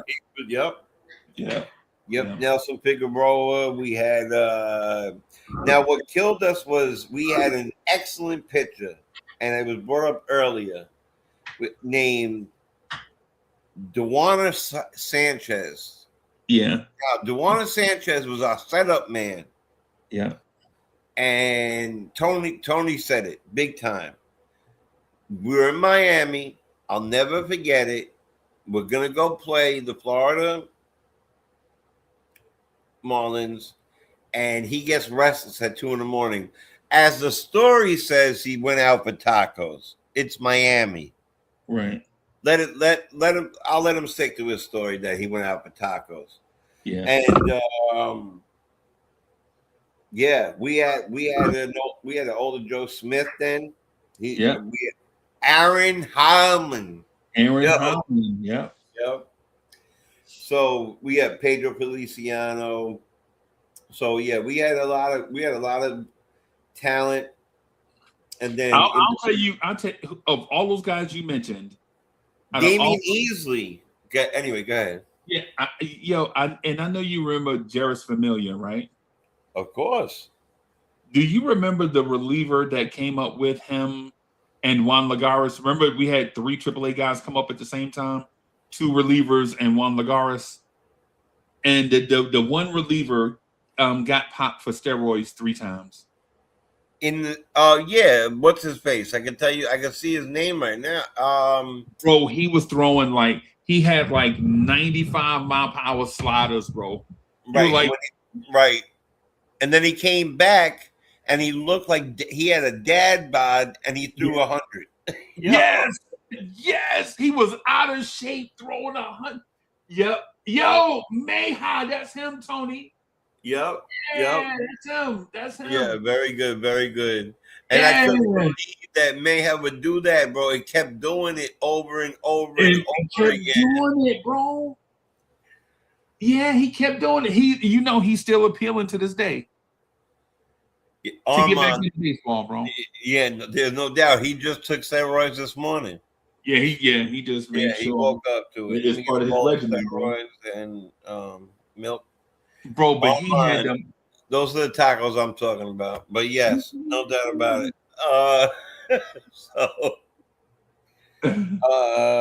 We had. I'm trying to think if we had another second baseman on that team. What the hell was that? Yeah, Tony is right. Like the dude got popped while he was still on suspension. He was on exactly. He was on his. That was his third suspension. Yeah. When he was on a second suspension, he got popped for doing it again. Yeah. And he got popped, I believe, in the minor leagues. Like he had come into the minor league, got popped. Yeah. Like they weren't gonna look for him. What a dummy! Hi, do you remember Marlon Anderson? Yeah, I remember Marlon Anderson. Yeah. Ramon Castro. How about Ramon Castro? The catcher. He was a catcher, right? Yeah. I think he wore. Did he wear 55? He wore like an odd number. I can't remember what number he wore. Ramon Castro. I think you're thinking of, because he looks just like what's his face, who wears 55. He was a short, stout dude with he was actually bigger than that, kind of stout guy. What's his face that looked like him? He got curly hair, Ramon Castro. Isn't Russell Martin? Maybe. He wore 21, I think. Let me look. 21. That year, our catcher was, because at that time we had let go of Paul Laduca. Yeah, because he was playing around with that white powder in Long Beach, Long Island. Yeah. And we had to go through a bunch of different things with Brian Schneider, who played we got him from the Nationals. Yeah. And Ramon Castro played most of the time as a catcher. Actually, Brian Schneider played more than he did. He played 110 games that year. Yeah. Wow. Yeah. I didn't realize the games these guys played. Like, Andy Chavez played 133 games and easily played 113. Yeah. I think those were the guys. After Josh Tolle. Those are after Josh Tolle, right? After Josh Tolle was in between. Josh Tolle was a 3-4. Josh Tolle was right after Generation K and the in-between time. Yeah. He was there. He caught the no-hitter from Santana. The perfect game from Santana. Yeah. He did. Yeah. That was 2011, bro. Wow. Yeah. And on the 1st of June, and I only know this because it was my ex-wife's birthday, and we're supposed to be doing something, and I'm upstairs in my studio watching this no-hitter. I don't want anybody to talk to me. I don't want anybody to look at me. I needed to be alone. Yeah, we saw Carlos Beltran that year. He was still killing it for us, man. Still killing 25 stolen bases. The man hit 284 that year. But you know what? Not to cut you, but he batted 284, right? And people were down on him because they expected him to bat 300. Remember how they were kind of like how we soured on Beltran? Like Mets fans soured on him because he didn't swing at that strike 3 in 06. Yeah. But you know what though? Mets fans like what they didn't realize is if we would have hit during that game, right? Because we had, remember, was that the game Andy Chavez saved the game? Yes. That was Andy Chavez saved us, saved that home run, and kept us in that game, but we just didn't hit.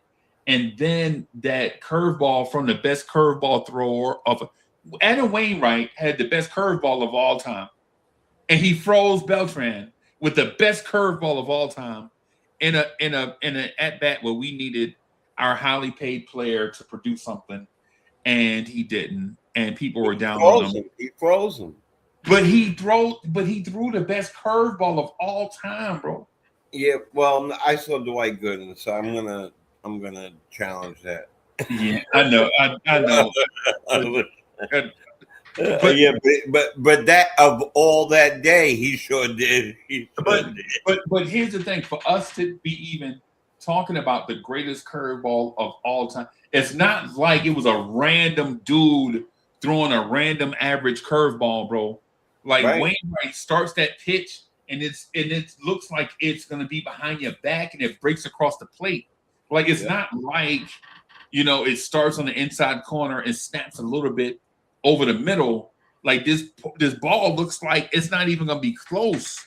It's not even normal. It Right. wasn't normal. No, I agree with you 1,000%. That's why I say Dwight Gooden and Sir Charles was bananas. It started like it was over your head and it ended up right at your knees.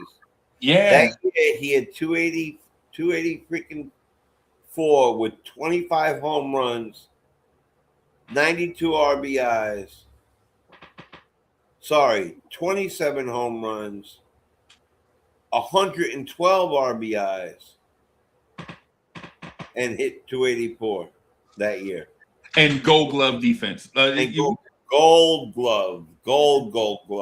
Right. That's what I'm saying. I don't know how Mets fans can sour on that dude, bro. It kills me. And that was the year, by the way, that Jose Reyes had 19 triples with 16 home runs, more triples than home runs. Yeah. And 66 stolen bases that year. He and David Wright were so young, bro. We were like, this run is gonna last forever. Like we thought that run was gonna last forever, bro. Because you got him. Then you sprinkle in some Andy Chavez, right? Yeah. You got Carlos Delgado still, who hit 38 and 115. Yeah, and in that season, I legit saw Delgado hit at least 40 balls to the one track, bro. Yep. Right. He could have easily had 55 home runs that year. 5 home runs, bro. Yep. That was the most unlucky. I was watching it. I stayed home from work to watch the Mets and Cubs. Yep. And I saw that man at the end of the game. I remember he committed an error. David Wright threw him an easily catchable ball, and Delgado dropped it. I think he closed his mitt before it got to him. Yeah. And then at the end of the game, somebody walks. Delgado comes up with the bases loaded, 2 outs. It's the dream scenario. It's like 3 balls, 2 strikes. If you walk Delgado, you lose. So the pitcher's got to throw a strike, and Delgado hits one to the deepest part of Wrigley Field, and the wind and the flags are blown in. Yep. And it stopped short. It stopped short like a foot from going out. No, what's his face had his back on the ivy. What the hell was his name? It was they had, I think at that time they had in the outfield they had Marquise Grissom and Glenn Allen Hill or somebody. I think it was Hill caught it. And in right field they had a dude named Henry Rodriguez. Then that's who caught it. It was right because it was hit to like right center. Yeah. And slowed down. Yeah. That year he had 38 home runs, bro, with 115 RBIs, and that wasn't the most RBIs on the team. That was the most home runs, 38. Yeah. But David Wright had 33 home runs with 124 RBIs and 15 stolen bases with a 302 average. So Reyes has 19 triples, 16 home runs, 66 stolen bases, and hits 297, almost 300. Wright has all those numbers with 302 average, Delgado has 38 home runs from 115 with a 270 average, and Beltran has a 284 average with 27 home runs and 112 RBIs. Yeah. And even Ryan Church had 12 home runs with a 280 almost batting average. Yeah. Yeah. We had skills to pay the bills, bro. Daniel Murphy came off the bench. Yeah. With a 313 average. Yeah. Bro, that team was amazing, bro. And that was just the 08. If I go to 06, I'll cry. Yeah. Yeah. And that was Willie. You remember that was Willie Randolph, and his second skipper was Gary Manuel. That's right. Yeah. And you remember when Jerry Manuel said, "You're gonna run out the ball, or I'm gonna cut you," and that made the paper big time. Yeah. But people like us loved it. We need that energy. We love that energy. Yeah. Yeah. Yeah, man. Yeah, hey, man, to be keeping a stack, I think that's where we are right now. We just don't know it yet. Right, because those are still the kids, like the years that those guys came up, right? I'm gonna go to that right now. That same thing. But let me why you search that? I'm gonna say this. The year before that, the year before 2000. What year did David Wright come up? 2005, right? I believe maybe yes. Because he struggled a lot, and the Mets were thinking about sending him down, and then he caught fire at the end of the year, right? He caught fire at the end of the year, and then the next year he established himself, and I think that's where Brett Beatty is, bro. Like, if you remember the end of last year, the end of 2025, Brett Beatty was on fire, bro. Yep. but it's the same thing. Mark Vientos was on fire at the end of 2024. And we jerked Vientos around, and then Vientos lost it. And then this year, instead of leaving Brett Beatty in place after a scorching hot 2025, we're jerking him around. Yeah, it's like we didn't learn our lesson. That's so crazy. We still had all the same people. What's his face was still there. That thing. 06 was the first time we won the East in like 1,000 years. Yeah. Ralph Kiner was still alive. Yeah. Eddie Coleman was still with Howie Rose. We won 97 games. Yeah. We beat the Phillies by 12. Yeah.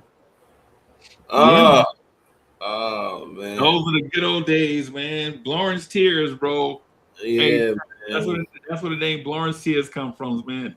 Blue and orange tears. Yeah, man. Blue and orange tears. Tears of joy and tears of pain at the same time.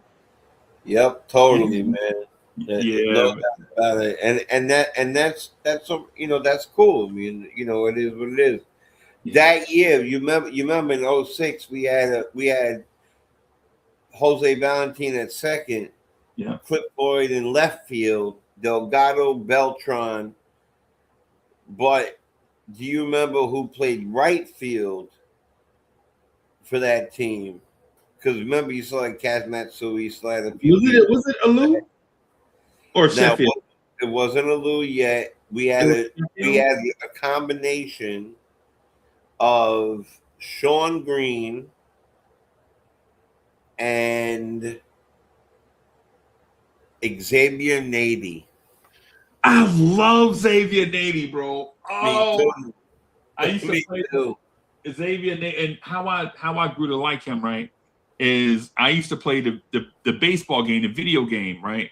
On PlayStation 2, right? Or PlayStation 3 by that time. I mean, PlayStation 2, PlayStation, one of them, right? I had the one that played all of them. You remember the PlayStation 3 that played the 2 and the 1? Yeah, man. I love Xavier Nady because for some reason when I played with him on a game, he was always clutch. I don't know why that is. It's like he wasn't a standout, but he was always like clutch. Like he was dependable, bro. Yeah. You know what I'm saying? Like he was like kind of Jeff McNeil in the early days. When you remember Exactly. when Jeff McNeil was a slap hitter, they didn't ask him to hit for power. They just asked him to hit for average, and he led the league in batting average. Before they started asking him to hit balls out the park. That's one of the worst things in baseball, bro. I'm like, why are y'all asking like everybody to hit the ball out of the park? Right? Y'all asking everybody to hit the ball out of the park. And even when you do that, you notice that you only get like 3 or 4 guys that hit 50 home runs, maybe Right. 2. That's the same thing. That's the same thing of having everybody on your team shoot threes. Yeah. It's like, come on, enough is enough. Like, we don't need everybody. I don't need my center to hit threes. Like, I'm glad we do, but like, I'm not even talking about our team now. Like, even Pat did it. Like we need getting 2 pointers and getting to the line is the way to go. You get the other guy out of there, whatever it was. But we had a crazy team, and I'm looking at all the people on this team. It's just bananas to see it. Yeah. We picked. I remember picking up. I remember this day when we picked up Ricky Leday. He was from Chris Woodward. Lassings Millers was still on the team on the bench. I like him, bro. Yep. I like Kaz Matsui. Heath those, Bell. those 2 dudes were flashy, bro. I like both of them. They were flashy dudes. Yep, I did. Me too. I did too. Julio Franco, I'll never forget, was like 49 years old and still cracking. And you couldn't get the fastball. Remember, you had to strike him out with jump. You couldn't throw a fast. That dude was 50 years old, and you couldn't throw a fastball by him, bro. That's right. That's You right. had to strike him out with jump. You had to throw curveballs and changeups to get him out. The craziest thing is he's probably 5 years younger than me now. But there was an up and coming kid, Dominican kid, who was supposed to be the next Manny Ramirez, named Victor Diaz. Yeah. Yeah. And they did him a disservice by not letting him play more because in 05, Victor Diaz has 12 home runs and 38 RBIs off the bench. Yeah. But that's what the Mets do, though. They did the same thing to Lee Mazzilli, bro. They did it to everybody except for I think they handled Strawberry and Doc right, and I think they handled Reyes and Wright correctly. Yeah, because they legit killed Ike Davis on their own. Remember, Ike Davis should have been an all-star level first baseman. You know what Ike Davis reminded me of? A tall white version of Delgado with us, but with a stance of like Keith Hernandez and almost Don Mattingly. Like he could have played power forward. Yeah. And he might have, outside of Keith Hernandez and Rico Bronya, he might be the best defensive first baseman we've seen as a Met in years, bro. He was the best over the railing defenseman I've seen. He was very mobile, bro. Remember, he was I don't know if y'all remember the story this way. I remember it this way. In AAA, we had a first baseman named Lucas Duda. In AA, we had a first baseman named Ike Davis, right? In AAA, Lucas Duda had just got to AAA, and he was hitting for a high average, but no power. But Lucas Duda was huge. And they're like, bro, as strong as you are, you need to hit for power. So instead of promoting Lucas Duda to play first base when we had the injury at first, we promoted Ike Davis because he at least provided you with an elite defensive glove at first. So even if he didn't hit, his defense would be a plus, right, in the lineup, right? Right.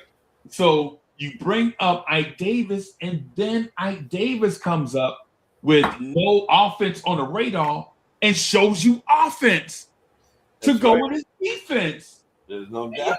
Yo, what the fuck? We didn't know he could hit. I think, if I'm not correct, I think that year, I think Ike Davis may have made the All-Star team or was close. The year that they called him up, like he was either on the All-Star radar or he made it. I can't remember exactly, but he was on SportsCenter every day, bro, with these at the rail catches and these throws and these picks in the dirt and these throws. There was a play behind the bag at first and a fast runner. And instead of trying to beat the runner to first, he throws the ball to second and gets the force out at second. And everybody was like, did y'all just see that? Did y'all just see this man take 3 steps to the line, dive? He's on the chalk. Instead of throwing the ball to first in a bang play, he throws out the runner at second, and it's not even close. And you're like,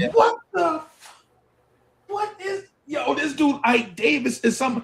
And then he gets hurt, and then the Mets isolate him. He gets sick, and his father says he gets this thing called cabin fever, and it ruined his career. And his father bashes the Mets to this day about how they did his son. He says they ruined his career about how they Valley fever. That's it. Valley fever. That's it. Valley. Yep. Yeah. And they said, and his father to this day says the Mets ruined his son's baseball career. Well, the Mets also held a major. Oh, Joe said it. A major grudge for him running over David Wright. Yeah. But I mean, but what do you, bro? He was calling off David Wright the entire time. Right. Actually, the person's real fault is the shortstop, because the shortstop is the captain of the infield just as much. And the shortstop can see both guys running towards each other. Right. He sees that. He sees them, and he sees the ball. The pitcher's out of the way. The pitcher should never be there. Yeah. The third baseman's going after it because it's David Wright, right? And that's what he does. Yeah. And Ike Davis is a monster amongst men. And when their knees hit that stenosis, I have it. I'm telling you right now, the way David played, he would be paralyzed. Because like I'm looking at the 05 the 06 right now. I thought that was impressive that Reyes had 19. In 05 he had 16 triples. Like, this guy was a triple machine and 19 a flip, 16 triples and 19 homers. Yeah. You know what I mean? David Wright, 26 home runs. Hey, but do you know what you didn't mention? How many triples did David Wright have? Because I think he had a bunch of triples also. He had 5 that year. He was fast. David Wright stole 20 bags that year, and Beltran stole 18. Bro, that's what I'm saying. That's what I'm telling you. And Chavez, remember we keep saying we're looking for the what's his name? The kid off the bench that ran for us last year that we just traded. Andy Chavez. Acuna. Yeah, stole 12 bags that year off the bench. So that was the year I'll never forget that Steve Traxel hit a homer. I'll never forget it. That was probably the luckiest. Yo, Tom Glavine had an eye at the plate, bro. The guy drew 7 walks that year. He was a great athlete too, bro. Tom Glavine was a great athlete too. Definitely. Yeah, man. Yeah, man. Hey, but I gotta run. I gotta wrap up, man. I gotta run. There's so much stuff I gotta do, man. Get ready for this crazy work week. No Man, doubt. we've been rocking for like almost 4 hours, bro. Well, I'm glad that you. I'm glad. Yeah, Bryce Ring. Oh my God, Heath Bell. Man. Heath Bell. But we got him from the Padres. Yep, and I'll never forget it. I never forget it, man. I could keep going on this stuff all if I had nothing to do all day. Roberto Hernandez, Philip Humber, remember him, bro? Yo, yeah. My son used to call him Humber. Humber, yeah. I remember Humber. Yeah, I remember him. Yeah, Chad Bradford. Yeah. The funny David. There's no doubt about it. The funniest home run was Bartolo Colon. But what's even funnier about that was Gary Cohen's call. Yeah. It's out of here. By the way, we have the best booth in all of baseball. They voted it. They know it. And the Yankees people are super tight over it. I know Michael K was talking a lot of trash. We have the best booth in baseball, most knowledgeable booth, the funniest booth. But when Gary Cohen said, you might have just seen the most what do you say? The unlikely greatest home run in history. Greatest. I lost my mind. He hit a home run. It was in San Diego. One-handed in left field. I'll never forget it. And the sun was still up. It was at the beginning of a game. The sun was still up in San Diego. Remember when they play out west? Yeah, when they play out west, it's 7:30 our time, but 4:30 their time, right? And he hits that ball, and I'm like, what? Yeah. When he and here's the thing, it was a no doubt home run. It was a no doubter. It was like once he hit it, you were like, oh, yeah, man. Yeah, no, it was amazing. By the way, DeGrom was a great hitter because he was a shortstop, but our most powerful hitter at that time was Syndergaard. He had 2 home runs in Los Angeles versus the Dodgers. I'll never forget. In one game. Yeah. Syndergaard was my guy, and I don't know why he turned on the Mets, but whatever got him sour on the Mets, right? Remember he had the surgery, and he was coming back, and the Mets were trying to offer him a 4-year deal, and he took a 1-year deal with the Angels. I was like, you're going to take a 1-year deal with the Angels versus a 4-year deal with the Mets. But, you never know what happens inside of a clubhouse. I got to run, bro. Yeah. All right, everybody. Listen, it's been super dope. 250 is impressive. Don't forget to tell a friend. Stay tuned. We're going to be doing a lot more of this as much as we can, especially daytime games. And, we just really enjoy that you guys enjoy it and that you're here. So press like, stay aboard.